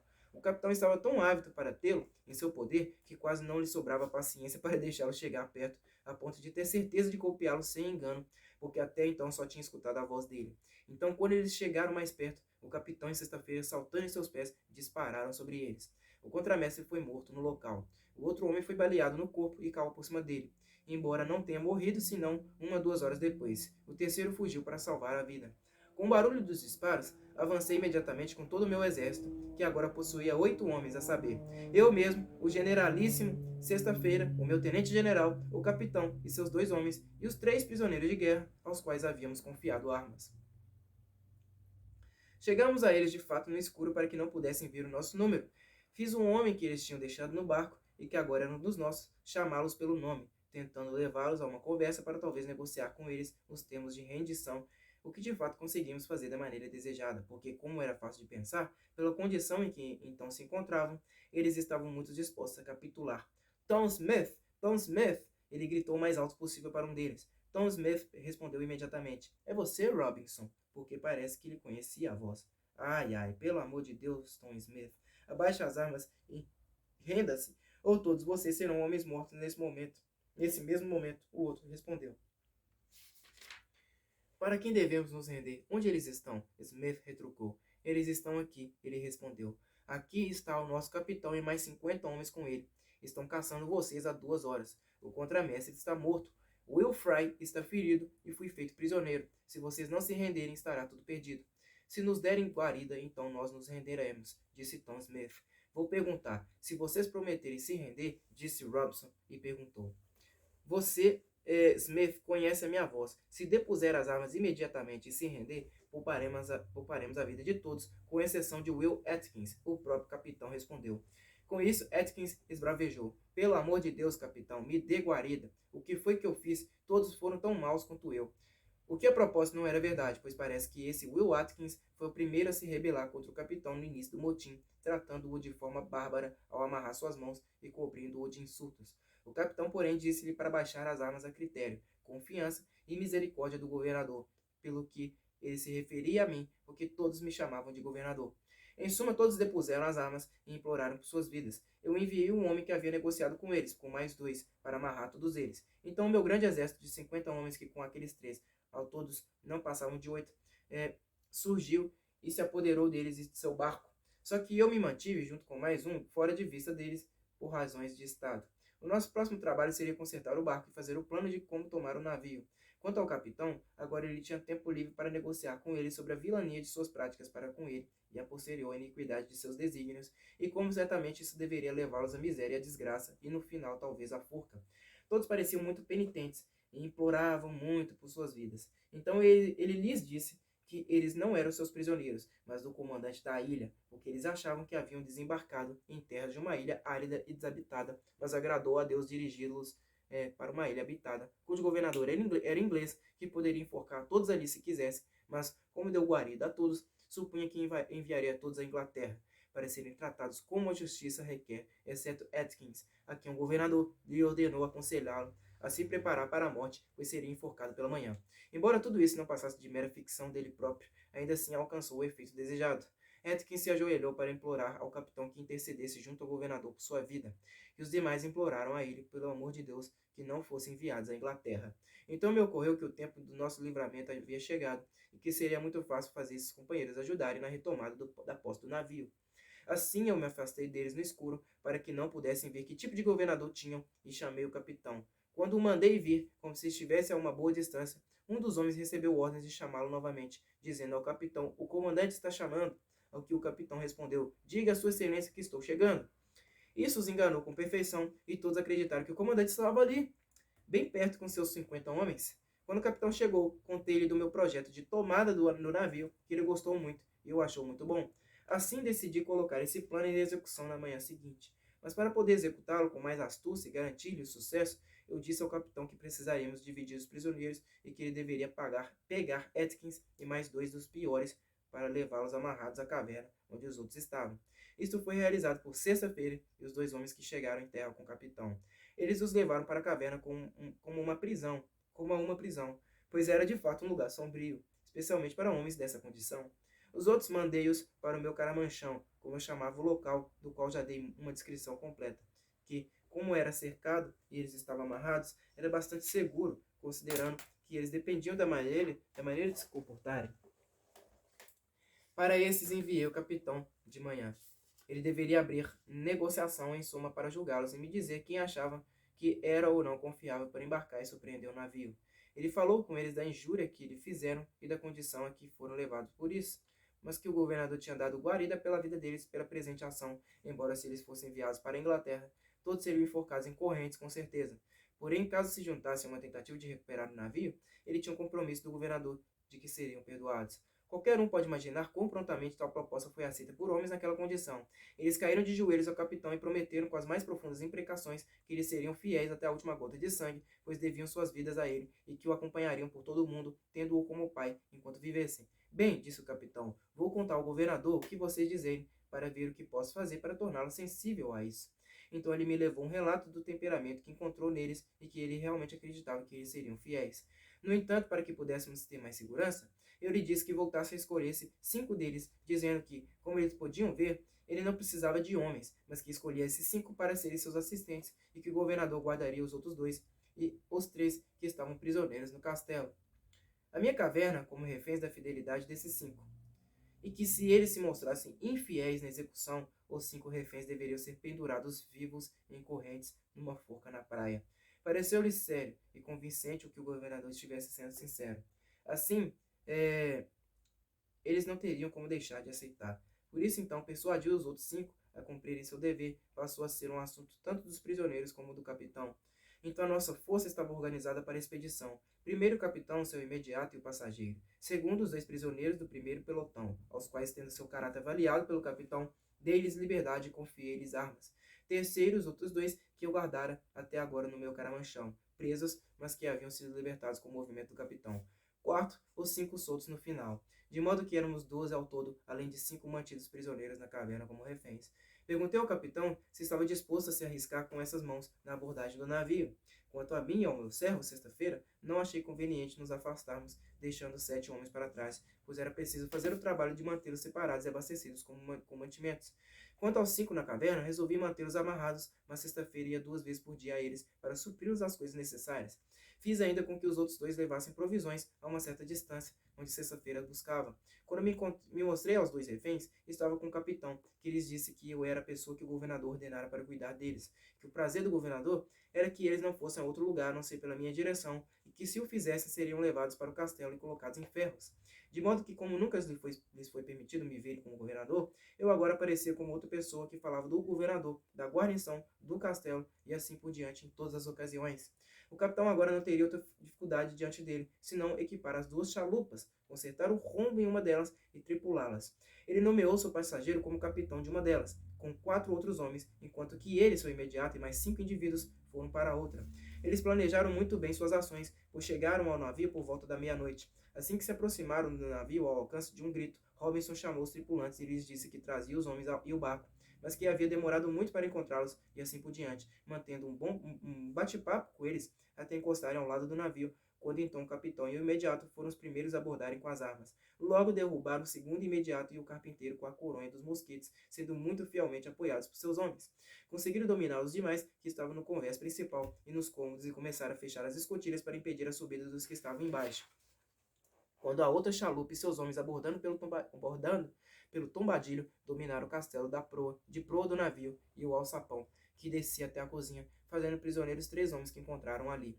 Quando isso foi feito, e com todos em segurança no convés, o capitão ordenou que o imediato, com 3 homens, invadisse a cabine, onde o novo capitão rebelde estava.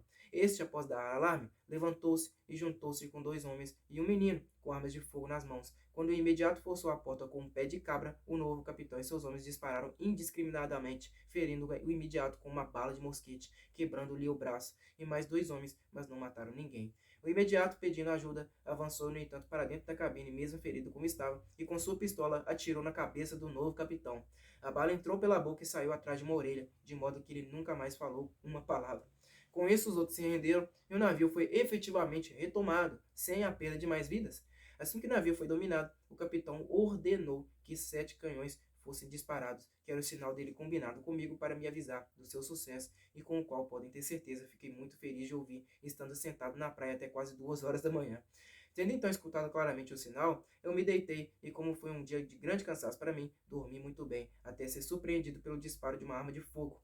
Acordei de repente ouvindo um homem me chamar pelo nome de Governador, Governador! Imediatamente reconheci a voz do capitão, e quando subi ao topo da colina, lá estava ele. Apontando para o navio, ele me abraçou com entusiasmo. Meu caro amigo e libertador, ele disse, lá está o seu navio, porque ele é todo seu, assim como todos nós, e tudo que pertence a ele. Lancei o meu olhar ao navio, ancorado a pouco mais de meia milha da costa, pois eles o aparelharam tão logo o dominaram.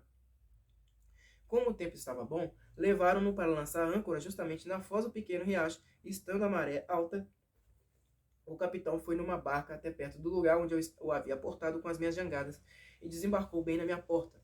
De início eu estava a ponto de desmaiar de susto, porque o meu livramento de fato estava visivelmente colocado em minhas mãos, com todas as comodidades e um grande navio pronto para me levar para onde eu quisesse ir.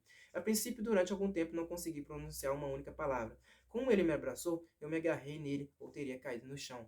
Ele percebeu a minha comoção e imediatamente tirou uma garrafa do bolso e me deu um gole de uma bebida medicinal que havia trazido para mim. Depois que tomei, sentei-me no chão e, embora me recuperasse, ainda assim levei um bom tempo antes que pudesse trocar uma palavra com ele. Enquanto isso, o pobre homem estava tão ansioso como eu, só que não tão surpreso quanto eu. Ele me disse 1000 coisas boas e gentis para me acalmar e me animar. Meu peito se inundou de alegria, deixando todos os meus sentimentos em confusão. Por fim, rompi em lágrimas, mas pouco depois recuperei as palavras.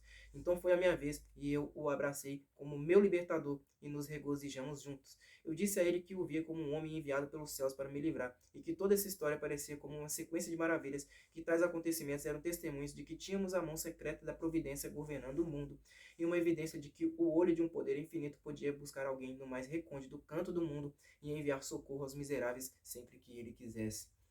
Não esqueci de levar o meu coração em gratidão aos céus, mas qual coração podia abastecer-se de bendizer aquele que não só de maneira miraculosa abastece no deserto e em tão desolada condição, mas de quem todo livramento deve ser sempre reconhecido proceder?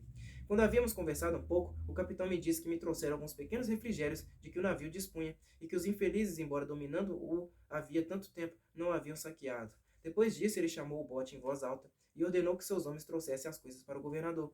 De fato, era um presente como se eu fosse alguém que não deveria ser levado com eles, mas que ainda permaneceria na ilha, como se eles fossem embora sem mim.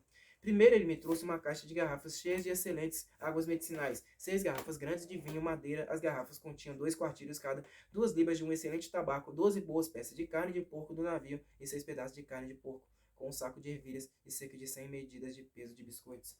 Ele também me trouxe uma caixa de açúcar, uma caixa de farinha, uma sacola cheia de limões, 2 garrafas de suco de limão e muitas outras coisas. Mas além disso, o que foi muito mais, e o que foi 1000 vezes mais útil para mim, ele me trouxe 6 camisas novas e limpas, 6 gravatas muito boas, 2 pares de luvas, um par de sapatos, um chapéu e um par de meias, além de um terno muito bom, dele próprio, usado, mas muito pouco. Em suma, ele me vestiu da cabeça aos pés. Foi um presente muito gentil e agradável, como qualquer um pode imaginar, para alguém nas minhas circunstâncias.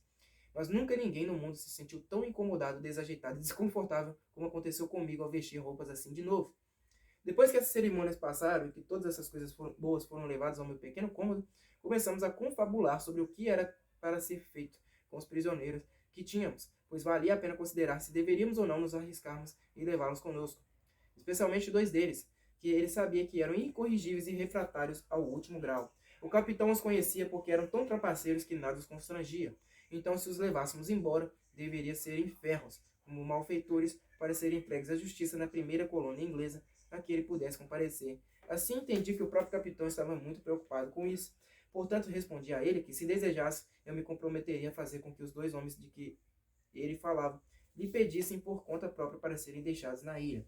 Eu ficaria muito feliz com isso, o capitão disse, do fundo do meu coração. Bem, prossegui, vou mandá-los conversarem com você.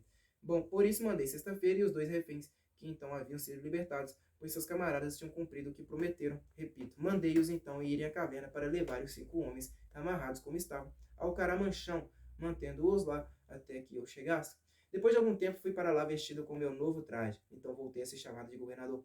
Estando todos reunidos e o capitão comigo, fiz com que os homens fossem trazidos diante de mim. Foi quando eu lhes disse que tinha um relato completo do comportamento vil deles para com o capitão, de como eles tinham fugido com o navio e como estavam se preparando para cometer mais assaltos, mas também que a providência os havia enredado em seus próprios caminhos e que eles haviam caído no buraco que haviam cavado para os outros.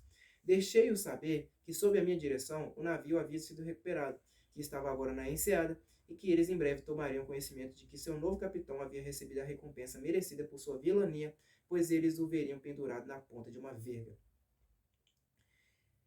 Pedi quanto a eles que me dissessem o que tinham a alegar para que eu não os executasse como piratas capturados em flagrante, e ainda que não duvidassem de que, pelo meu mandato, eu tivesse autoridade para tanto. Um deles respondeu em nome dos outros que eles não tinham nada a dizer, senão que, quando foram levados, o capitão prometeu-lhes a vida, e que eles imploravam humildemente a minha misericórdia.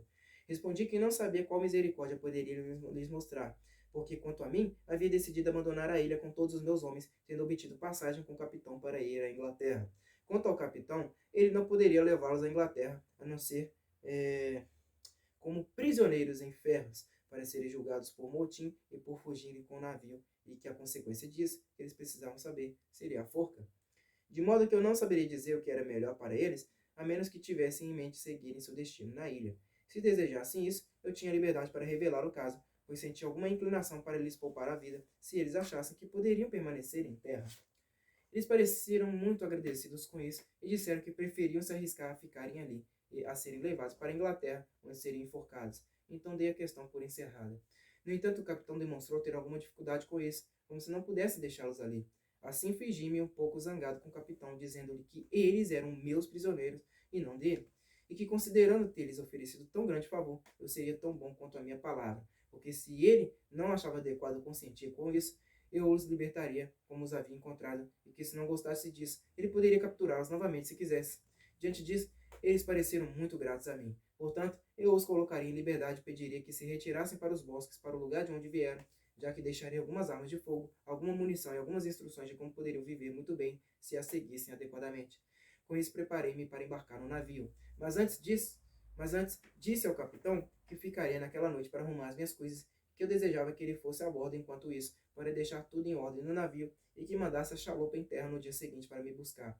Também lhe ordenei que, enquanto isso, colocasse um novo capitão que havia sido morto, pendurado na ponta de uma verga, para que aqueles homens o vissem.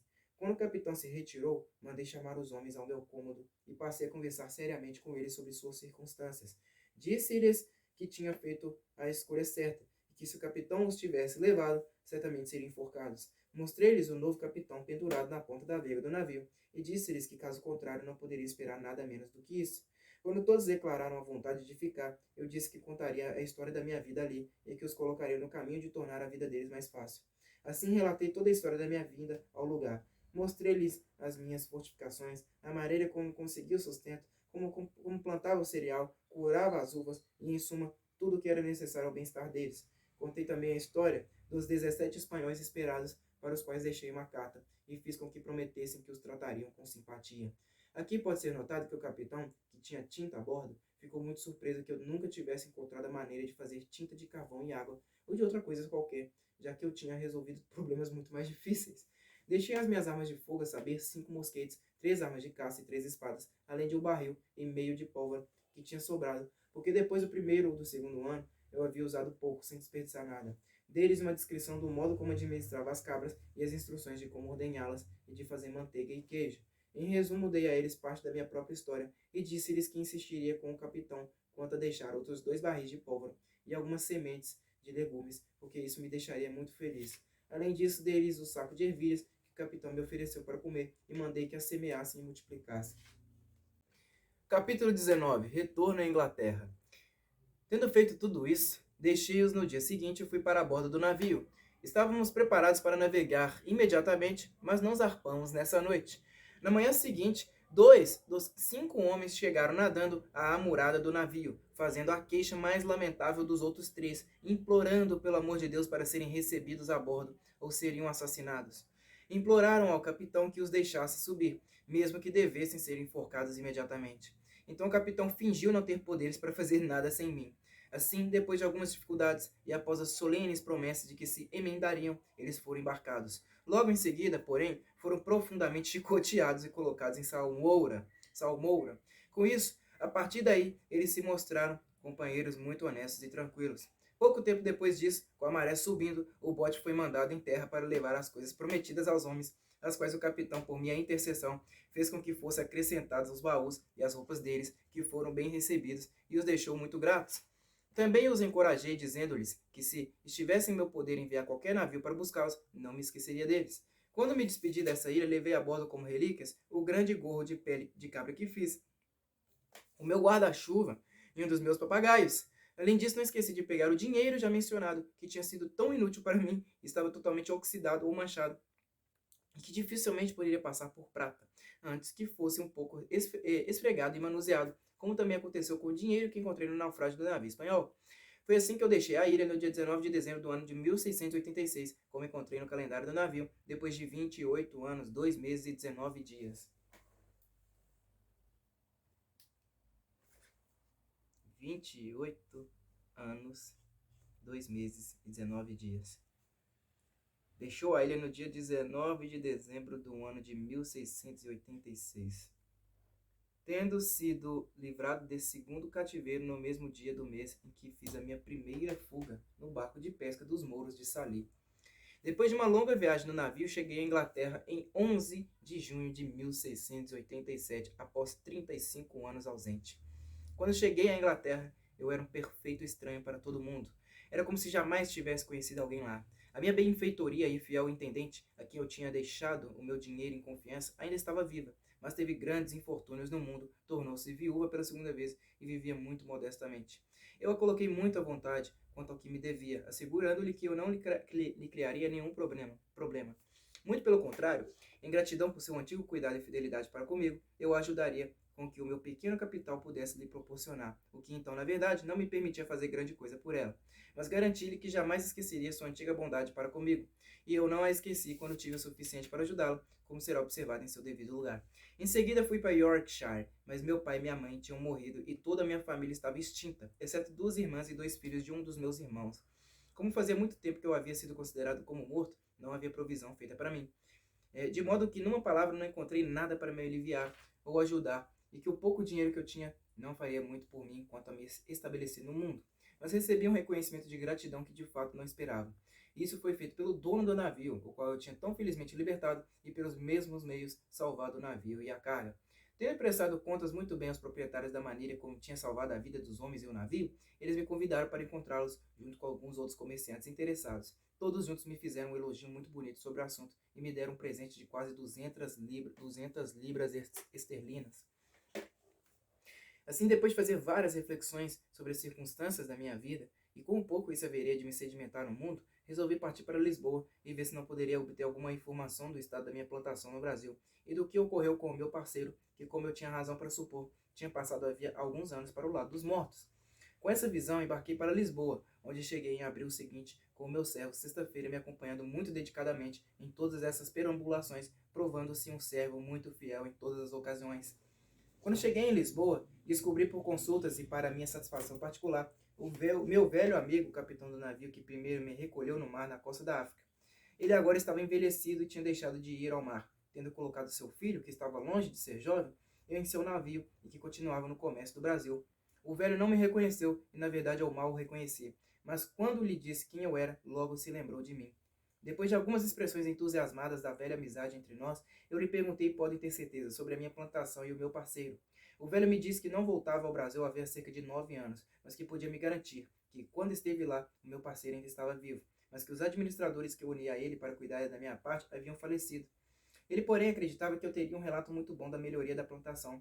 Por isso, com base na crença geral de que eu havia me afogado no naufrágio, os meus curadores haviam dado conta do produto da minha parte da plantação ao procurador fiscal que havia destinado, caso eu nunca viesse a reivindicá-la, 1/3 ao rei e 2/3 ao mosteiro de Santo Agostinho, a serem gastos em benefício dos pobres e para a conversão, aliás, dos índios à fé católica. Mas que se eu aparecesse, ou se alguém em meu nome reivindicasse a herança, ela seria restaurada. Só que não poderiam ser restauradas nem a melhoria e nem a produção anual, distribuídas para fins caritativos.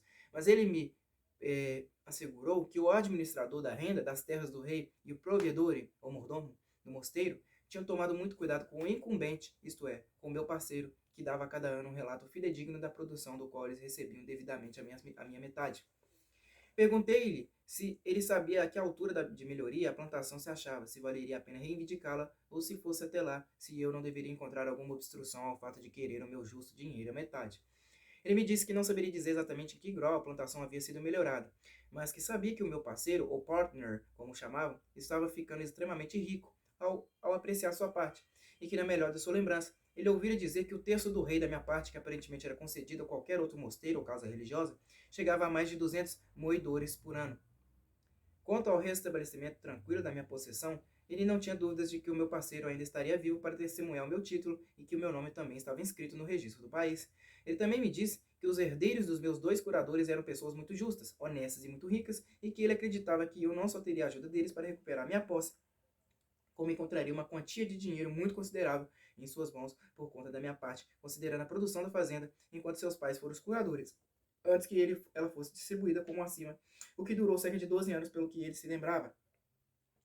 Mostrei-me um pouco preocupado e desconfortável com esse relato e perguntei ao velho capitão por que os curadores haviam se disposto dos meus bens, quando ele sabia que eu havia feito o meu testamento instruindo o capitão português como meu herdeiro universal, etc. Ele me disse que isso era verdade, mas como não havia prova de que eu estava morto, ele não poderia atuar como executor até que algum relato certo viesse da minha morte. E além disso, ele não estava disposto a interferir com algo tão distante. Também era verdade que ele registrara o meu testamento e pleiteara sua reivindicação, de modo que se tivesse qualquer relato de que eu estivesse morto ou vivo, agiria por procuração e tomaria posse do ingênio ou engenho que era como eles chamavam a fábrica de açúcar, e daria ao seu filho, que agora estava no Brasil, ordens para fazer isso. Mas disse o velho: tenho uma notícia para lhe contar que talvez não seja tão agradável para você quanto as outras. Isso é, acreditando que você estava perdido e com todo mundo acreditando também o seu parceiro e os curadores se oferecerem para prestar contas a mim e o seu próprio nome pelos primeiros 6 ou 8 anos de lucro que eu recebi. Depois de grandes desembolsos para aumentar a plantação, construir o engenho e comprar escravos, isso não foi muito além do produzido. Entretanto, eu lhe prestarei, disse o velho, boas contas do que recebi no total e de como dispus disso. Depois de mais alguns dias de conferências com esse velho amigo, ele me prestou conta dos rendimentos dos primeiros 6 anos da minha plantação, assinada pelo meu parceiro e pelos comerciantes curadores, sendo sempre entregue em mercadorias, a saber, tabaco em rolo e açúcar em baús, além de rum, melaço, etc., que são produtos decorrentes de uma fábrica de açúcar. Descobri por essa conta que a cada ano a renda aumentava consideravelmente, mas como foi dito, com o desempenho sendo grande, a soma a princípio era pequena. No entanto, o velho deixou-me ver que era devedor de 470 moedores de ouro, além de 60 baús de açúcar e 15 rolos duplos de tabaco, que se perderam em seu navio naufragado a caminho de Lisboa, cerca de 11 anos depois de eu ter deixado o lugar. Então o bom homem começou a se queixar de seus infortúnios e de como havia sido obrigado a usar o meu dinheiro para recuperar suas perdas e comprar um novo navio. No entanto, meu velho amigo, ele me disse, não lhe faltará suprimento em sua necessidade, e assim que o meu filho retornar, você deverá ser plenamente restituído. Com isso, ele pegou uma velha bolsa e me deu 160 moedores em ouro. Em seguida, mostrando-me os documentos de seus direitos sobre o navio com o qual seu filho foi ao Brasil, de que ele era dono de uma quarta parte e o filho de outra, ele colocou ambos em minhas mãos como garantia do restante. Fiquei muito comovido com a honestidade e bondade desse pobre homem, por ser capaz de suportar isso. E lembrando-me do que ele havia feito por mim, como me resgatara no mar, com que generosidade me usara em todas as ocasiões, e particularmente quão sincero amigo estava sendo então para mim, eu dificilmente poderia conter o choro pelo que havia me dito. Por isso perguntei-lhe se as circunstâncias admitiam que ele dispensasse tanto dinheiro nessa ocasião, e se isso não o atrapalharia. Ele me disse que não poderia negar que isso poderia lhe prejudicar um pouco, mas que era o meu dinheiro e que eu talvez precisasse disso mais do que ele.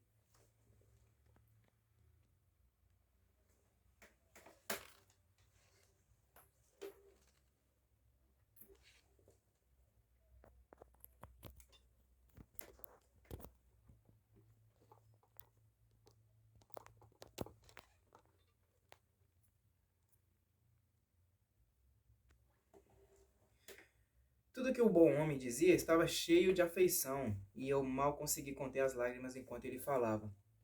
Mas, em resumo, peguei 100 moedores e pedi pena e tinta para passar um recibo a eles. Depois devolvi-lhe o restante e disse-lhe que, se alguma vez tivesse a posse da plantação, eu devolveria o restante também a ele, como de fato isso ocorreu depois, e que quanto ao direito da venda da parte dele no navio de seu filho, eu não aceitaria de maneira alguma. Porém, se eu precisasse do dinheiro, eu o achava suficientemente honesto para me pagar, mas se isso não acontecesse e eu viesse a receber o que ele me dava razões para esperar, eu jamais receberia mais um centavo dele. Quando isso terminou, o velho me perguntou se ele poderia me apresentar um método para que eu reivindicasse a minha plantação. Respondi que pensava em fazer isso pessoalmente. Ele disse que eu poderia fazê-lo se quisesse, mas caso contrário, havia meios suficientes para garantir o meu direito e imediatamente me apropriar dos lucros para o meu uso. E que, como havia navios no Rio de Lisboa prontos para a partida para o Brasil, ele me fez inscrever o meu nome num registro público com seu depoimento afirmando sob juramento que eu estava vivo e que era a mesma pessoa que assumira a terra para cultivar a dita plantação a princípio. Sendo essa declaração regularmente atestada por um notário e com uma procuração juntada, ele me orientou a enviá-la com uma carta de próprio punho a um comerciante local de seu conhecimento.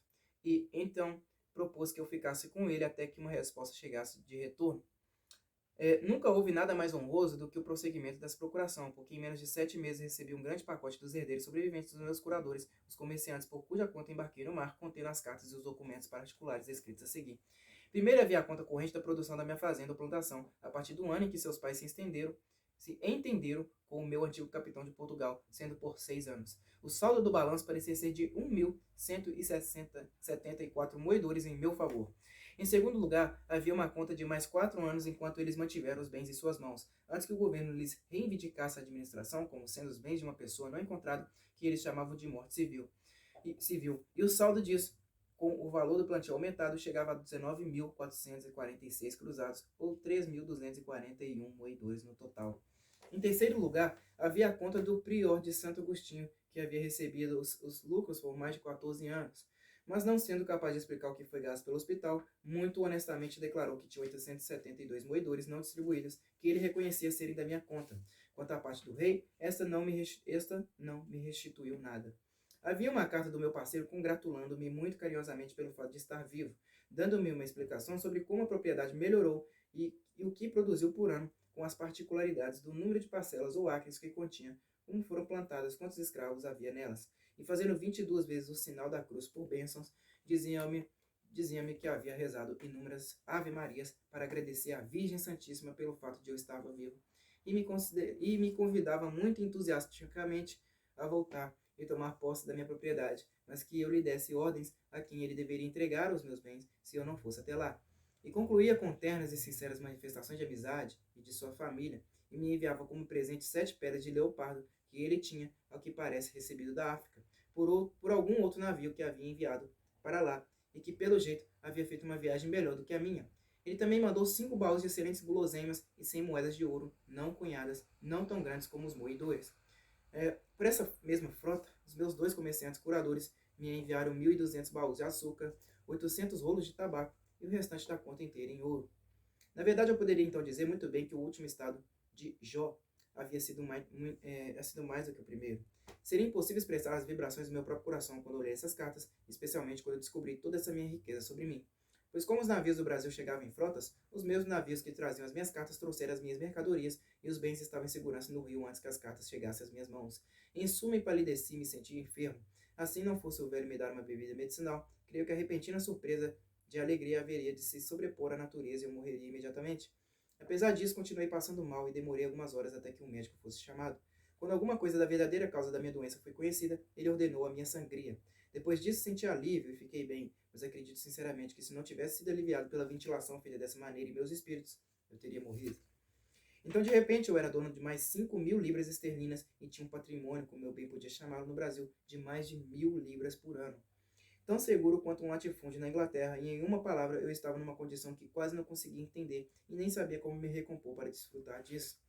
A primeira coisa que fiz foi recompensar o meu benfeitor inicial, o meu bom e velho capitão, que havia sido caridoso comigo em minha aflição, gentil comigo no começo e honesto no final. Mostrei-lhe tudo o que enviaram para mim e disse-lhe que, ao lado da providência dos céus, que dispõe de todas as coisas, isso era devido a ele, e que agora cabia a mim recompensá-lo, o que eu faria em 100 vezes mais. Assim, primeiro devolvi-lhe os 100 moedores que recebera dele, depois mandei chamar um notário, e o usei para fazer um recibo geral, ou quitação dos 470 moedores que ele havia reconhecido que me devia de maneira mais completa e mais firme possível. Em seguida, mandei que uma procuração fosse elaborada, capacitando-o a ser o receptor dos lucros anuais da minha plantação e nomeando o meu parceiro para prestar contas junto com ele e fazer os retornos para ele em meu nome pelas frotas normais. E como cláusula final, fiz uma concessão de 100 moedores por ano a ele durante sua vida, fora os bens, e de 50 moedores por ano para seu filho, depois dele enquanto vivesse. Assim indenizei o meu velho servo. Passei então a considerar qual o caminho a seguir e o que fazer com a propriedade que a providência recolocou em minhas mãos. Na verdade, eu tinha mais preocupações agora do que tive em meu silencioso estado de vida na ilha. Tá faltando um quê aqui, né? Um conectivo aqui. Do que tive em meu silencioso estado de vida na ilha, onde eu não queria nada além do que tinha e não tinha nada além do que queria. E considerando que agora eu tinha um grande encargo sobre mim e que o meu negócio era saber como protegê-lo. Então eu não tinha uma caverna para esconder o meu dinheiro, nem um lugar onde ele pudesse ficar sem fechadura ou chave até ficar mofado e manchado antes que alguém metesse a mão nele. Pelo contrário, eu não sabia onde abrigá-lo, nem a quem confiá-lo. O meu antigo patrono, o capitão, era na verdade um homem honesto, e esse era o único refúgio que eu tinha. Em segundo lugar, o meu interesse pelo Brasil parecia me convocar para lá, mas agora eu não sabia como pensar em fazer isso enquanto não resolvesse meus negócios e deixasse meus bens em algumas mãos seguras atrás de mim. A princípio pensei na minha amiga, a viúva, que eu sabia ser honesta e que seria totalmente fiel a mim, mas ela estava em idade avançada, era pobre e, pelo que eu sabia, devia estar endividada. De modo que, em suma, eu não tinha outra coisa a fazer senão voltar para a Inglaterra levando os meus bens comigo. Demorei alguns meses, no entanto, para resolver isso. Assim como eu havia recompensado plenamente o velho capitão para sua satisfação, que fora o meu antigo benfeitor, comecei a pensar na pobre viúva, cujo marido fora o meu primeiro benfeitor, e ela também, enquanto esteve ao alcance dela, foi minha fiel intendente e instrutora. Então a primeira coisa que fiz foi pedir a um comerciante de Lisboa para escrever ao seu correspondente em Londres, não meramente para pagar uma conta, mas para encontrá-la e levar dinheiro a ela em centenas de libras da minha parte, além de conversar com ela e confortá-la em sua pobreza, contando que ela deveria, se eu vivesse, ter um suprimento adicional. Ao mesmo tempo, mandei para as minhas 2 irmãs no interior 100 libras para cada uma, estando elas, então, embora não em dificuldades, mas não em muito boas circunstâncias, tendo uma se casada e enviuvado e a outra vivendo com um marido não tão gentil como ela como deveria ser. Mas entre todos os meus parentes e conhecidos, eu ainda não havia encontrado alguém a quem pudesse confiar o grosso do meu capital para poder ir para o Brasil, deixando as coisas para trás em segurança. Isso me deixava bastante perplexo. Uma vez tive vontade de ir ao Brasil para me estabelecer lá, pois, por assim dizer, eu estava naturalizado no lugar. Mas eu tinha alguns escrúpulos em minha mente sobre a religião, o que insensivelmente me atraiu de volta, do que oportunamente devo falar mais. No entanto, não era a religião que me impedia de ir para lá no presente, e como eu não tive nenhum escrúpulo em ser abertamente da religião do país durante todo o tempo que estive lá entre eles, também não teria novamente. Só que agora, de vez em quando, tendo que pensar mais detidamente nisso do que antes, quando comecei a imaginar em viver e morrer entre eles, comecei a me arrepender de ter me professado como papista e achei que talvez não fosse a melhor religião para morrer. Mas como eu já disse, essa não era a principal coisa que me impedia de ir ao Brasil. Na verdade, eu não sabia com quem deixar os meus bens para trás. Por fim, decidi partir para a Inglaterra, onde se chegasse concluí que deveria conhecer alguém ou que encontraria algo que fosse fiel a mim. Consequentemente, eu me preparei para ir à Inglaterra com toda a minha riqueza. A Inglaterra com toda a minha riqueza. De modo a preparar as coisas para minha ida para casa, eu antes, com a frota do Brasil indo embora, decidi dar respostas adequadas ao relato justo e fiel das coisas que eu tinha tirado de lá. Em primeiro lugar, escrevi ao prior de Santo Agostinho uma carta cheia de agradecimentos por seus procedimentos justos e pela oferta dos 872 moedores que ficaram disponíveis, mas que eu desejava que pudessem ser dados 500 para o mosteiro e 372 para os pobres, como o prior devesse direcionar, desejando as orações do bom padre por mim e coisas do tipo. Escrevi em seguida uma carta de agradecimento aos meus 2 curadores, com todo o reconhecimento que tanta justiça e honestidade pediam. Quanto a oferecer-lhes algum presente, eles estavam muito acima de qualquer ocasião para isso. Por fim, escrevi ao meu parceiro reconhecendo sua capacidade na melhoria da plantação e sua integridade no aumento do capital das obras. Dei-lhe instruções para seu futuro governo da minha parte, de acordo com os poderes que eu deixara ao meu velho patrono, a quem eu desejava que ele enviasse o que se tornasse devido a mim, até que ele ouvisse mais particularmente novidades de mim, assegurando-lhe que era minha intenção não apenas chegar até ele, mas me estabelecer ali no Brasil pelo resto da minha vida. Para isso, apresentava um belo presente de algumas sedas italianas para sua esposa e filhas, pois o filho do capitão me informou a respeito com 2 peças de tecido fino inglês, o melhor que consegui em Lisboa, 5 peças de feltro preto e algumas rendas de Flandres de bons valores. Então, tendo resolvido os meus negócios, pois vendi a minha carga e transformei todos os meus bens em boas letras de câmbio, a minha próxima dificuldade seria saber qual caminho seguir para a Inglaterra. Eu já estava bastante acostumado com o mar, mas mesmo assim tive a estranha aversão de ir à Inglaterra pelo mar nessa época, ainda que eu não pudesse dar razão para isso. Mas essa dificuldade aumentou tanto para mim que, embora eu tivesse chegado a embarcar a minha bagagem de modo a ir embora, mudei o meu pensamento, não uma, mas 2 ou 3 vezes. É verdade que eu tinha sido muito desafortunado no mar, e essa poderia ser uma das razões dessa dificuldade. Mas nunca deixe nenhum homem desprezar os fortes impulsos dos seus próprios pensamentos em caso de tal momento, pois 2 das naus que escolhi para entrar, quero dizer, mais particularmente destacadas do que quaisquer outras, tendo colocado as minhas coisas a bordo de uma delas e na outra tendo concordado com o capitão, eu digo que 2 desses navios malograram, a saber, um foi levado pelos argelinos e o outro naufragou na partida, perto de Torbay, e todas as pessoas, exceto 3, se afogaram. De modo que em qualquer um desses navios eu me tornaria infeliz, mas em qual seria mais infeliz, seria difícil dizer.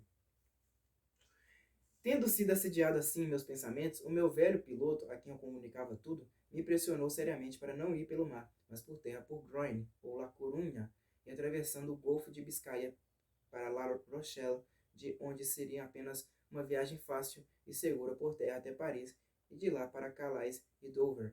Ou então para subir até Madrid, e de lá percorrer todo o caminho por terra através da França. Em suma, eu estava tão predisposto contra a minha ida pelo mar, exceto de Calais a Dover, que resolvi percorrer todo o caminho por terra, porque como eu não tinha pressa e não me importava com a despesa, era de longe o mais agradável. E para que ficasse melhor ainda, o meu velho capitão trouxe um cavalheiro inglês, filho de um comerciante em Lisboa, que estava disposto a viajar comigo. Depois disso, também colhemos 2 comerciantes ingleses e 2 jovens cavaleiros portugueses, os últimos só até Paris, de modo que ao todo éramos 6 de nós e 5 servos, pois os 2 comerciantes e os 2 portugueses contentavam-se com um servo para cada 2 deles para levar a carga. Quanto a mim, consegui que um marinheiro inglês viajasse comigo como servo, além do meu servo sexta-feira, que era estranho demais para ser capaz de suprir o lugar de servo na estrada. Dessa maneira partimos de Lisboa. A nossa companhia estava tão bem montada e armada que éramos uma pequena tropa da qual, eles tiveram a honra de me chamar de capitão, porque eu era o homem mais velho, tinha 2 servos e de fato era a origem de toda a jornada. Como não tenho incomodado com nenhum dos meus diários marítimos, então agora não vou incomodar com nenhum dos meus diários de terra. Mas não devo omitir algumas aventuras que nos aconteceram nessa jornada tediosa e difícil. Quando chegamos em Madrid, nós, sendo todos estrangeiros para a Espanha, estávamos querendo ficar algum tempo para ver a corte da Espanha e o que merecia ser observado. Assim, sendo a última parte do verão, nos apressamos e partimos de Madrid em meados de outubro. Mas quando chegamos na fronteira de Navarra, ficamos alarmados com várias cidades pelo caminho, dando conta de que muita neve estava caindo do lado francês das montanhas e que vários viajantes foram obrigados a voltar para Pampeluna, ou Pamplona, depois de terem tentado correr um risco extremo. Quando chegamos a Pampeluna, descobrimos que isso era verdade. Para mim, sempre acostumado a um clima quente e a países onde poderia vestir qualquer roupa, o frio era insuportável. De fato, não era mais doloroso do que surpreendente, pois 10 dias antes saímos de Castela a Velha, onde o clima não era apenas quente, mas muito quente para imediatamente sentirmos o vento muito intenso das montanhas dos Pirineus, severamente frio, quase intolerável, pondo em perigo de entorpecimento e fraqueza os dedos das mãos e dos pés. O pobre sexta-feira ficou realmente assustado quando viu as montanhas cobertas de neve e sentiu o frio que ele nunca tinha visto ou sentido antes em sua vida. Para remediar o problema, quando chegamos a Pampeluna, continuava a nevar com tanta violência e por tanto tempo que o povo disse que o inverno chegara antes do tempo, e as estradas, antes difíceis, estavam agora intransitáveis, pois em suma a neve estava grossa demais em alguns lugares para viajarmos e não sermos congelados, como é o caso nos países do norte. Não havia como não correr o risco de sermos enterrados vivos a cada passo. Ficamos em Pampeluna pelo menos 20 dias quando, vendo o inverno chegando, e nenhuma probabilidade de melhorar, pois seria o inverno mais severo de toda a Europa, de que se tinha conhecido na memória do homem, eu propus que fôssemos embora para Fuenterrabia, e que de lá pegássemos o transporte para Bordeaux, que era apenas uma viagem curta. Mas enquanto eu pensava nisso, vieram 4 franceses que, tendo sido detidos no lado da França das passagens, assim como os espanhóis, descobriram um guia que, atravessando o país perto da cabeça de Languedoc, trouxe-os pelas montanhas, de tal forma que eles não estavam muito incomodados com a neve, porque onde encontraram neve em qualquer quantidade, eles disseram que estava congelado o suficiente para suportá-los com seus cavalos. Enviamos esse guia, que nos disse que se comprometeria a nos levar do mesmo modo, sem o perigo da neve, desde que estivéssemos suficientemente armados para nos protegermos das feras, porque, pelo que ele disse, nessas grandes neves era bem comum os lobos se mostrarem ao pé das montanhas, estando extremamente vorazes por falta de comida, com o chão coberto de neve. Dissemos a ele que estávamos suficientemente bem preparados para tais criaturas do jeito que viessem, se ele nos protegesse de um tipo de lobos de 2 pernas que nos disseram ser um perigo maior, especialmente no lado francês das montanhas. Ele nos garantiu que não havia perigo desse tipo no caminho que pegaríamos, por isso concordamos prontamente em segui-lo, assim como 12 outros cavalheiros com seus criados, alguns franceses e alguns espanhóis, que, como eu disse, tentaram seguir, mas foram obrigados a voltar de novo. Assim partimos de Pampeluna com o nosso guia no dia 15 de novembro, e de fato fiquei surpreso quando, em vez de seguir em frente, voltamos diretamente atrás pela mesma estrada que viemos de Madrid, cerca de 20 milhas. Foi quando, tendo passado por 2 rios, chegamos à região plana, onde nos encontramos novamente no clima quente. O terreno era agradável e não se via neve, mas de repente, voltando para a esquerda, ele se aproximou das montanhas de outro jeito. Embora seja verdade que as colinas e os precipícios parecessem terríveis, mesmo assim ele deu tantas voltas e nos conduziu por tais caminhos sinuosos que passamos insensivelmente pela altura das montanhas sem sermos muito sobrecarregados com a neve. Ele nos mostrou as agradáveis províncias frutíferas de Languedoc e Gasconha, totalmente verdes e floridas, embora a grande distância e ainda difíceis de atravessar. Ficamos um pouco inquietos, no entanto, quando descobrimos que havia nevado um dia inteiro e a noite toda, tão rapidamente que não poderíamos viajar, mas ele nos pediu para sossegarmos, pois logo deveríamos superar tudo. Descobrimos de fato que começamos a descer todos os dias, seguindo mais ao norte do que antes, e assim, dependendo do nosso guia, continuamos. Então foi por volta de 2 horas antes de anoitecer, quando nosso guia, estando um pouco adiantado de nós, mas não fora da nossa vista, expulsou 3 lobos monstruosos e depois deles um urso, de um caminho vazio adjacente a um bosque espesso. 2 dos lobos se atiraram sobre o guia, e se ele estivesse meia milha distante de nós, teria sido devorado antes que pudéssemos ajudá-lo. Um deles grudou no cavalo e o outro atacou o homem,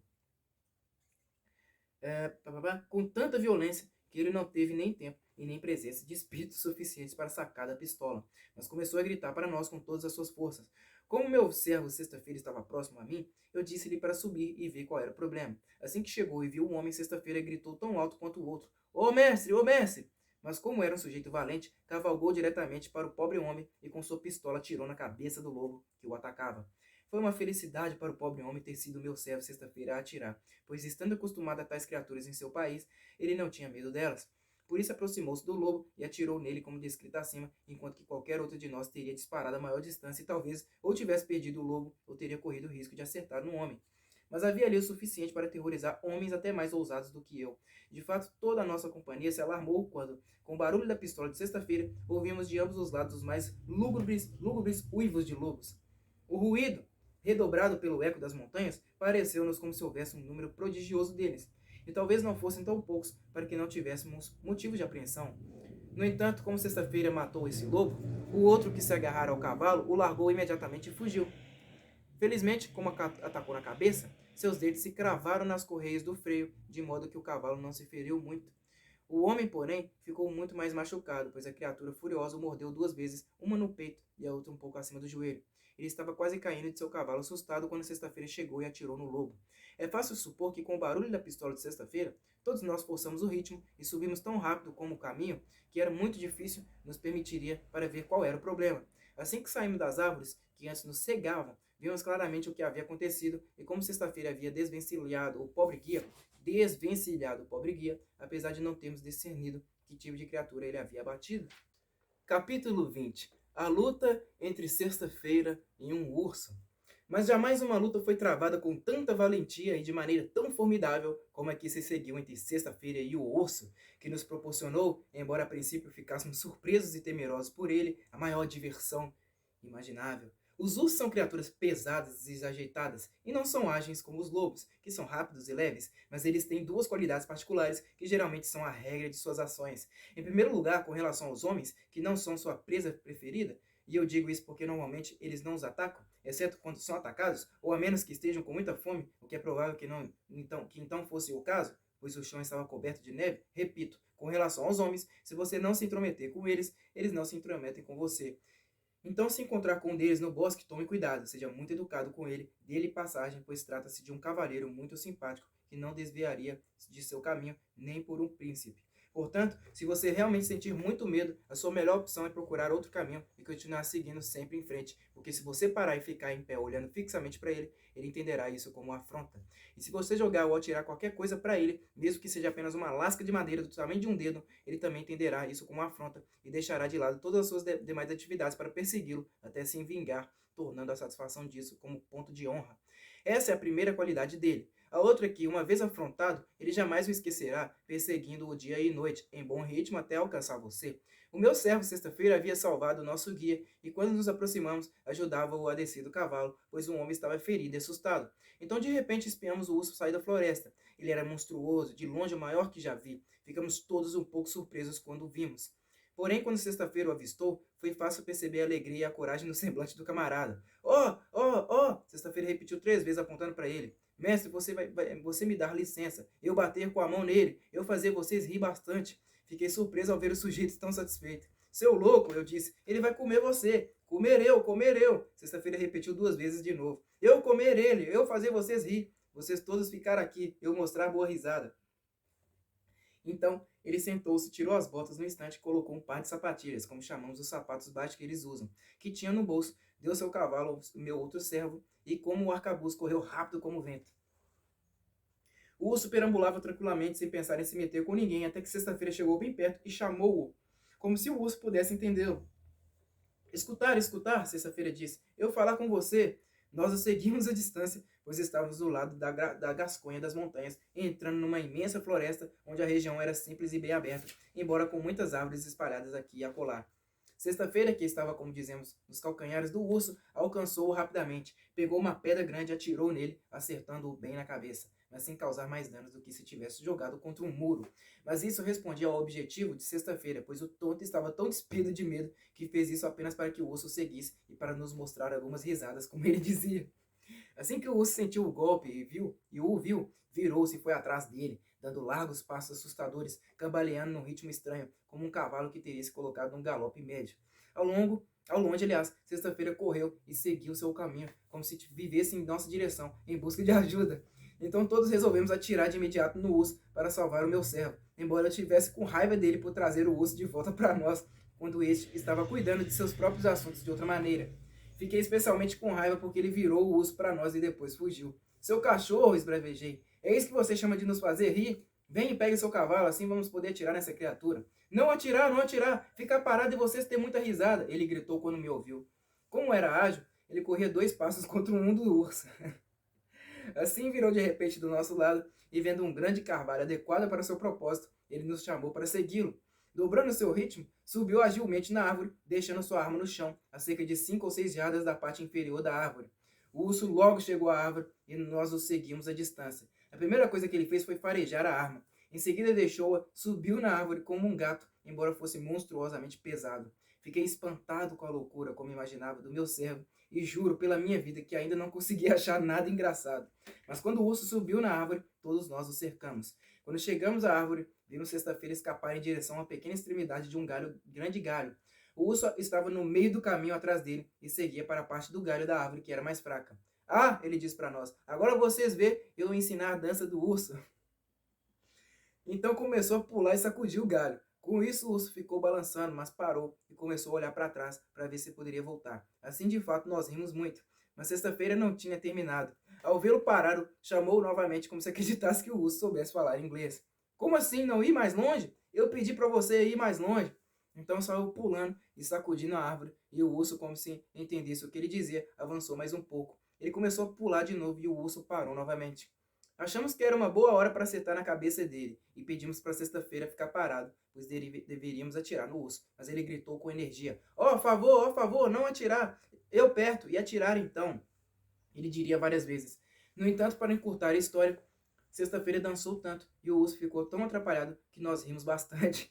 Mas ninguém conseguia imaginar o que o camarada faria. Primeiro achamos que ele pretendia desequilibrar o urso. Depois descobrimos que o urso era muito esperto para isso também, pois não foi longe o suficiente para cair, mas ficou preso com suas grandes e largas patas e garras. De modo que não poderíamos imaginar qual seria o fim disso e nem qual seria a brincadeira final. Mas Sexta-feira nos tirou da dúvida rapidamente quando viu o urso se agarrar rapidamente ao galho e que ele não estava persuadido a ir mais longe. Bem, disse Sexta-feira, você não ir mais longe e eu vai. Você não vem em mim, eu vai para você. Com isso ele foi até a extremidade menor que se curvou com seu peso e ele suavemente desceu por ela, deslizando pelo galho até chegar suficientemente perto para pousar no chão. Então ele correu para pegar sua arma e ficou parado. Bem, Sexta-feira, eu disse a ele, o que vai fazer agora? Por que não atira nele? Não atirar, Sexta-feira disse. Não ainda. Eu atirar agora. Eu não matar. Eu ficar. Você dar mais risada. E de fato, assim ele o fez, pois quando o urso viu o inimigo no chão, voltou ao galho onde estava. Mas fez isso muito cautelosamente, olhando para trás a cada passo, voltando para trás até chegar no corpo da árvore. Então, sempre de costas, ele desceu da árvore, agarrado no tronco e movendo uma pata de cada vez lentamente. Nessa conjuntura, um pouco antes de ele conseguir colocar a pata no chão, Sexta-feira aproximou-se, colocou a arma em seu ouvido e atirou nele. Ele tombou morto como uma pedra. Então o tolo virou-se para ver se não rimos. Quando viu que estávamos com a aparência de satisfeitos, ele começou a gargalhar. Então assim matar urso no meu nação, Sexta-feira afirmou. É desse jeito que você os mata? Perguntei. Mas vocês têm armas. Você tem armas. Não, ele disse. Não ter arma, mas atirar muito flecha é muito grande. Essa foi uma boa diversão para nós, mas ainda estávamos num lugar selvagem e o nosso guia estava muito ferido, e nós mal sabíamos o que fazer. O uivo dos lobos repercutia demais na minha cabeça e, de fato, exceto pelo barulho que eu ouvi uma certa vez na costa da África, da qual já disse alguma coisa, nunca ouvi nada que me enchesse de tanto horror. Essas coisas e a aproximação da noite nos aconselhavam a partir. Caso contrário, como Sexta-feira desejaria ter feito, certamente teríamos tirado a pele dessa criatura monstruosa que valia muito a pena salvar. Mas tínhamos quase 3 léguas a percorrer e o nosso guia nos apressou. Então desistimos disso e seguimos em frente na nossa jornada. O chão ainda estava coberto de neve, embora não tão funda e perigosa como nas montanhas. As criaturas vorazes, como soubemos depois, desciam para a floresta e a planície, pressionadas pela fome, em busca de comida, e faziam muitos estragos nas aldeias, onde surpreendiam moradores do campo, matando muitas ovelhas, cavalos e algumas pessoas também. Teríamos que passar por um lugar perigoso, e o nosso guia nos disse que se houvesse mais lobos na região, nós os encontraríamos lá, com certeza. Iríamos por uma planície pequena cercada de bosques por todos os lados, num longo e estreito caminho, pelo qual deveríamos passar para atravessarmos a floresta e então chegaremos à aldeia que nos alojaria. Faltava meia hora para o entardecer quando entramos no bosque. Pouco depois do pôr do sol, alcançamos a planície. A princípio não encontramos nada, exceto uma pequena clareira dentro da mata, não distante acima de 2 estádios, onde vimos 5 grandes lobos atravessarem a estrada a toda velocidade, um após o outro, como se estivessem em busca de alguma pressa avistada. Eles não tomaram conhecimento de nós e sumiram da nossa visão em alguns instantes. Com isso, nosso guia, que a propósito era um sujeito medroso, pediu que ficássemos numa postura de alerta, pois ele acreditava que mais lobos viriam. Mantivemos as nossas armas prontas e os nossos olhos ao redor.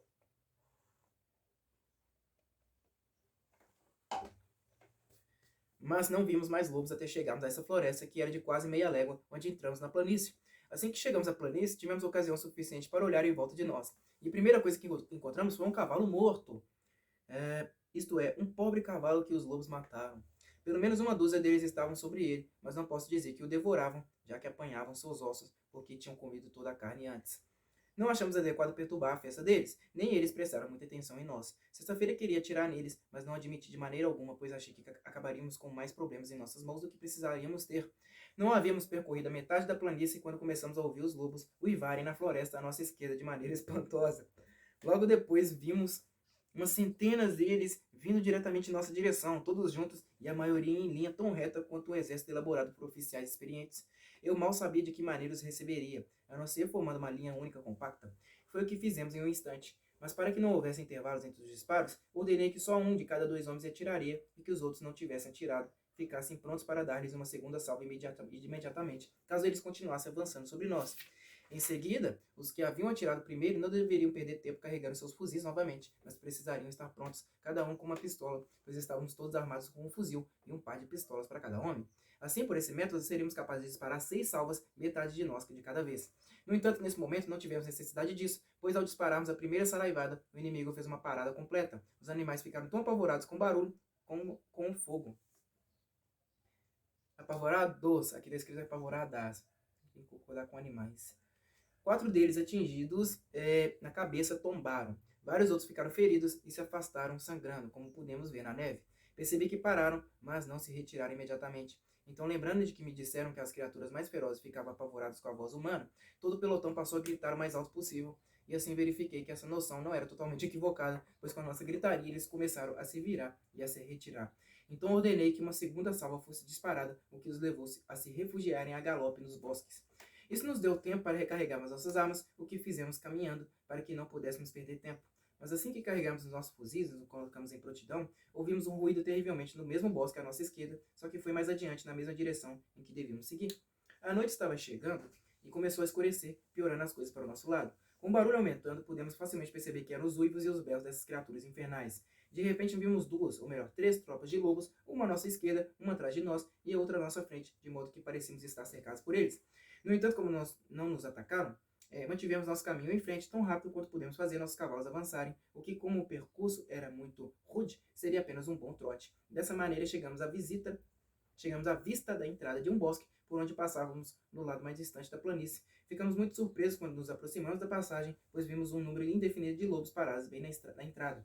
De repente, em outra abertura da floresta, escutamos o barulho de uma arma, e quando olhamos nessa direção, surgiu um cavalo com sela e freio, fugindo rápido como o vento, com 16 ou 17 lobos correndo atrás dele, esbaforidos. O cavalo levava vantagem sobre eles, mas como supunhamos que ele não sustentaria esse ritmo, não duvidamos de que eles finalmente o alcançariam, e não há dúvida de que o fizeram. Mas ali tivemos uma visão horrível. Ao cavalgarmos até a entrada de onde o cavalo saiu, encontramos as carcaças de outro cavalo e os esqueletos de 2 homens devorados pelas criaturas vorazes. E sem dúvida, um desses homens teria sido o mesmo que ouvimos disparar a arma, pois lá havia uma arma disparada por ele. Quanto ao homem, sua cabeça e a parte superior de seu corpo foram devoradas.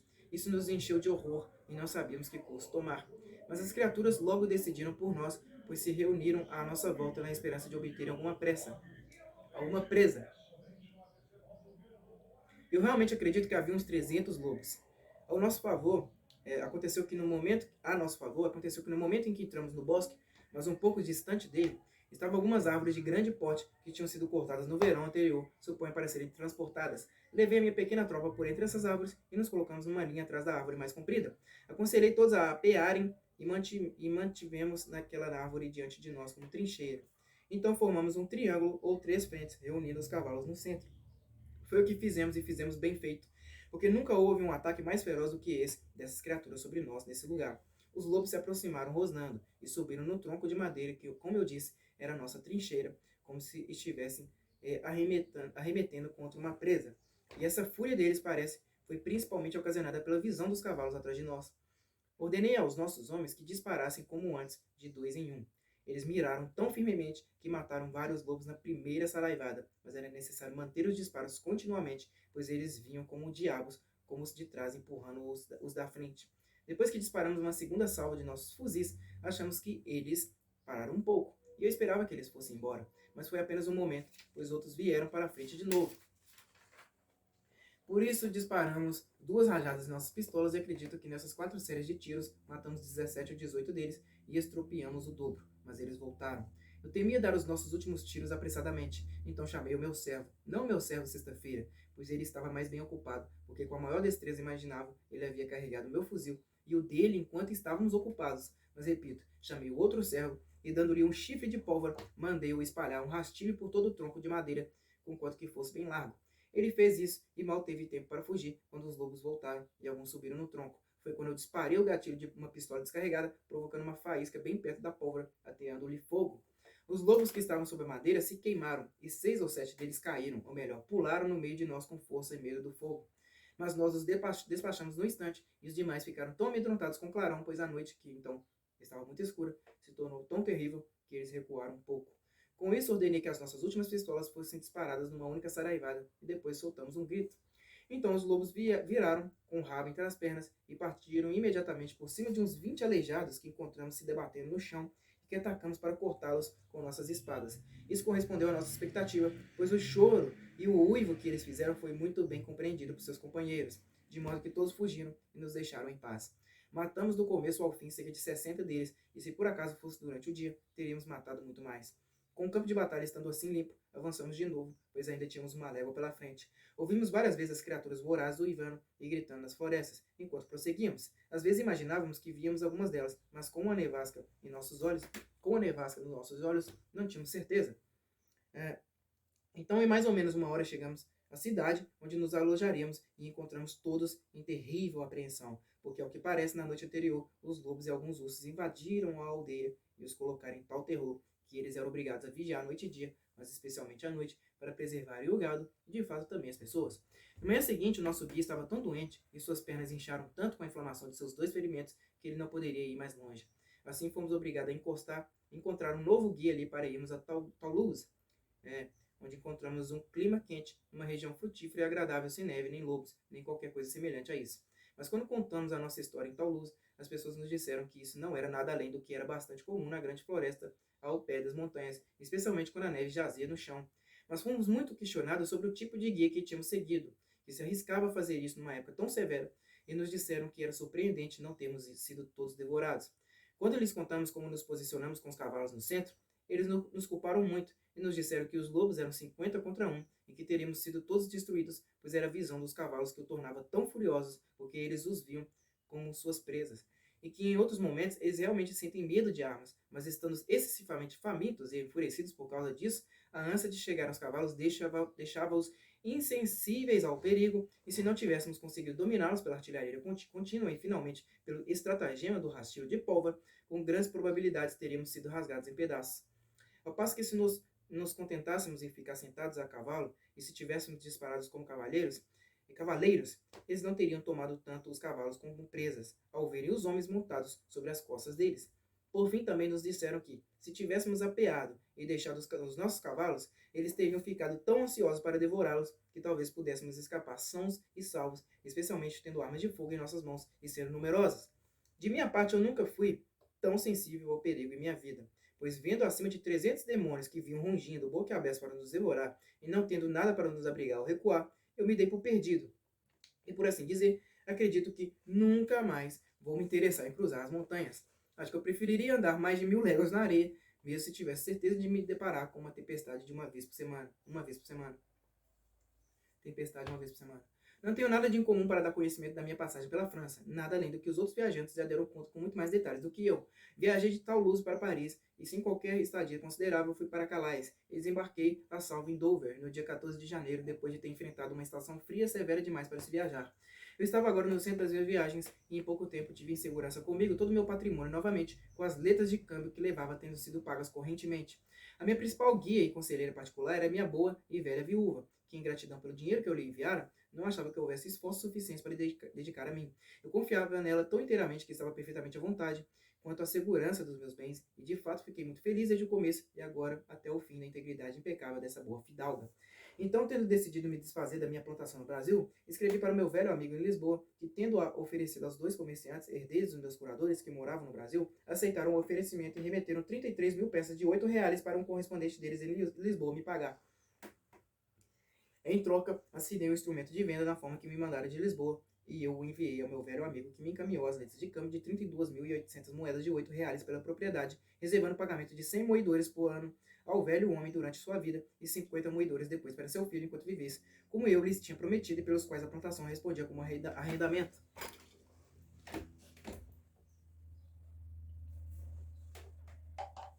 E assim, dei a vocês a primeira parte de uma vida de felicidade e aventuras, uma vida da obra de marchetaria da providência, e de uma variedade que o mundo raramente poderá mostrar igual.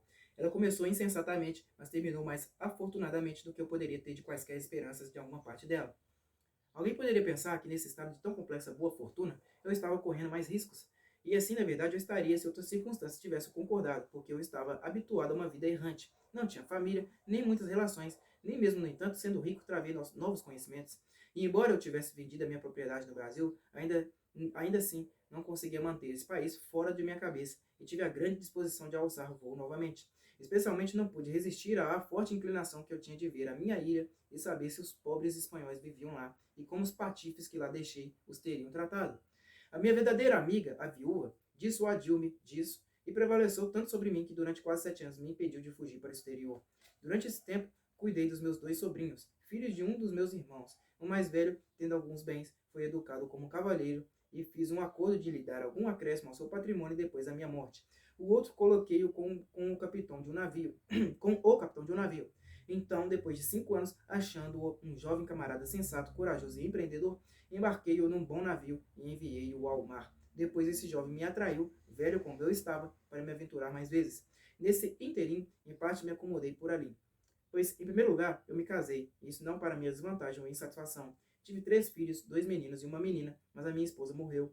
Então, com o meu sobrinho vindo para casa em bom êxito de uma viagem à Espanha, a minha intenção de ir para o exterior e sua importunação prevaleceram e me comprometeram a embarcar do navio dele, como comerciante particular para as Índias Orientais. Isso foi no ano de 1694. Nessa viagem, visitei a minha nova colônia na ilha, vi os meus sucessores com os espanhóis, tomei conhecimento da velha história de suas vidas e dos vilões ali, de como, a princípio, eles insultaram os pobres espanhóis, como depois concordaram, discordaram, se uniram, separaram, até que finalmente os espanhóis foram obrigados a usar de violência com eles. Como eles foram submetidos aos espanhóis, quão honestamente os espanhóis os usaram, uma história, se entrarem nela, tão cheia de variedade e de maravilhosos acidentes como a minha própria, particularmente também quanto às suas batalhas com os caribenhos, várias vezes na ilha, e quanto à melhoria que eles fizeram da própria ilha. Como 5 deles fizeram um atentado contra sua própria terra natal e trouxeram 11 homens e 5 mulheres prisioneiros, pelos quais na minha vinda encontrei cerca de 20 crianças pequenas na ilha. Fiquei lá cerca de 20 dias, deixei-lhes suprimentos de todas as coisas necessárias, particularmente armas, pólvora, balas, roupas, ferramentas, e 2 trabalhadores que eu tinha levado da Inglaterra comigo, a saber, um carpinteiro e um ferreiro. Além disso, compartilhei a ilha em partes com eles, reservando-me a propriedade do todo, mas dei-lhes as partes respectivamente conforme eles concordavam. E tendo resolvido todas as coisas com eles, e eles tendo se comprometido a não abandonar o lugar, deixei-os lá. De lá toquei no Brasil, de onde mandei a eles uma embarcação que ali comprei com mais gente para a ilha. Nela, além de outros suprimentos, mandei 7 mulheres, sendo as que achei adequadas para o serviço, ou para esposas, para quem as quisesse. Quanto aos ingleses, prometi enviar-lhes algumas mulheres da Inglaterra, com uma boa carga de objetos necessários se eles se aplicassem no plantio, mas isso não pude fazer. Os camaradas se mostraram muito honestos e diligentes depois de terem sido dominados e terem suas propriedades separadas uns dos outros. Eu também lhes mandei do Brasil 5 vacas, 3 delas perto de parir bezerros, algumas ovelhas e alguns porcos, que quando voltei de novo estavam consideravelmente aumentados. Mas todas essas coisas, como um relato de como 300 selvagens caribenhos os invadiram e arruinaram suas plantações, de como eles lutaram com esse número total 2 vezes e foram a princípio derrotados e um deles morto, até que por fim uma tempestade destruiu as canoas de seus inimigos, de como passaram fome e destruíram quase todos os outros, e como renovaram e recuperaram a posse de sua plantação e ainda viviam na ilha, de todas essas coisas, repito, com alguns incidentes muito surpreendentes de algumas das minhas novas aventuras por mais 10 anos, darei uma descrição mais detalhada na segunda parte da minha história. É isso aí, pessoal. Finalizado o livro A Vida e as Aventuras de Robinson Crusoe, do autor Daniel Defoe. Eu espero que vocês tenham gostado do livro, tá? Eu fiquei apaixonado pela história. A história é maravilhosa, tá? Eu espero que vocês também tenham gostado, tá? Quem não é inscrito no canal, se inscreva aí, por favor. Deixe o like, compartilhe este vídeo, né? Para quem vocês quiserem, amigos, colegas, né? No Facebook, no Instagram e no WhatsApp, né? E comente o que vocês acharam. Deem-me sugestões de novas leituras, né? O que eu posso melhorar. Então é isso aí, pessoal. Meu muito obrigado a todos vocês e até a próxima.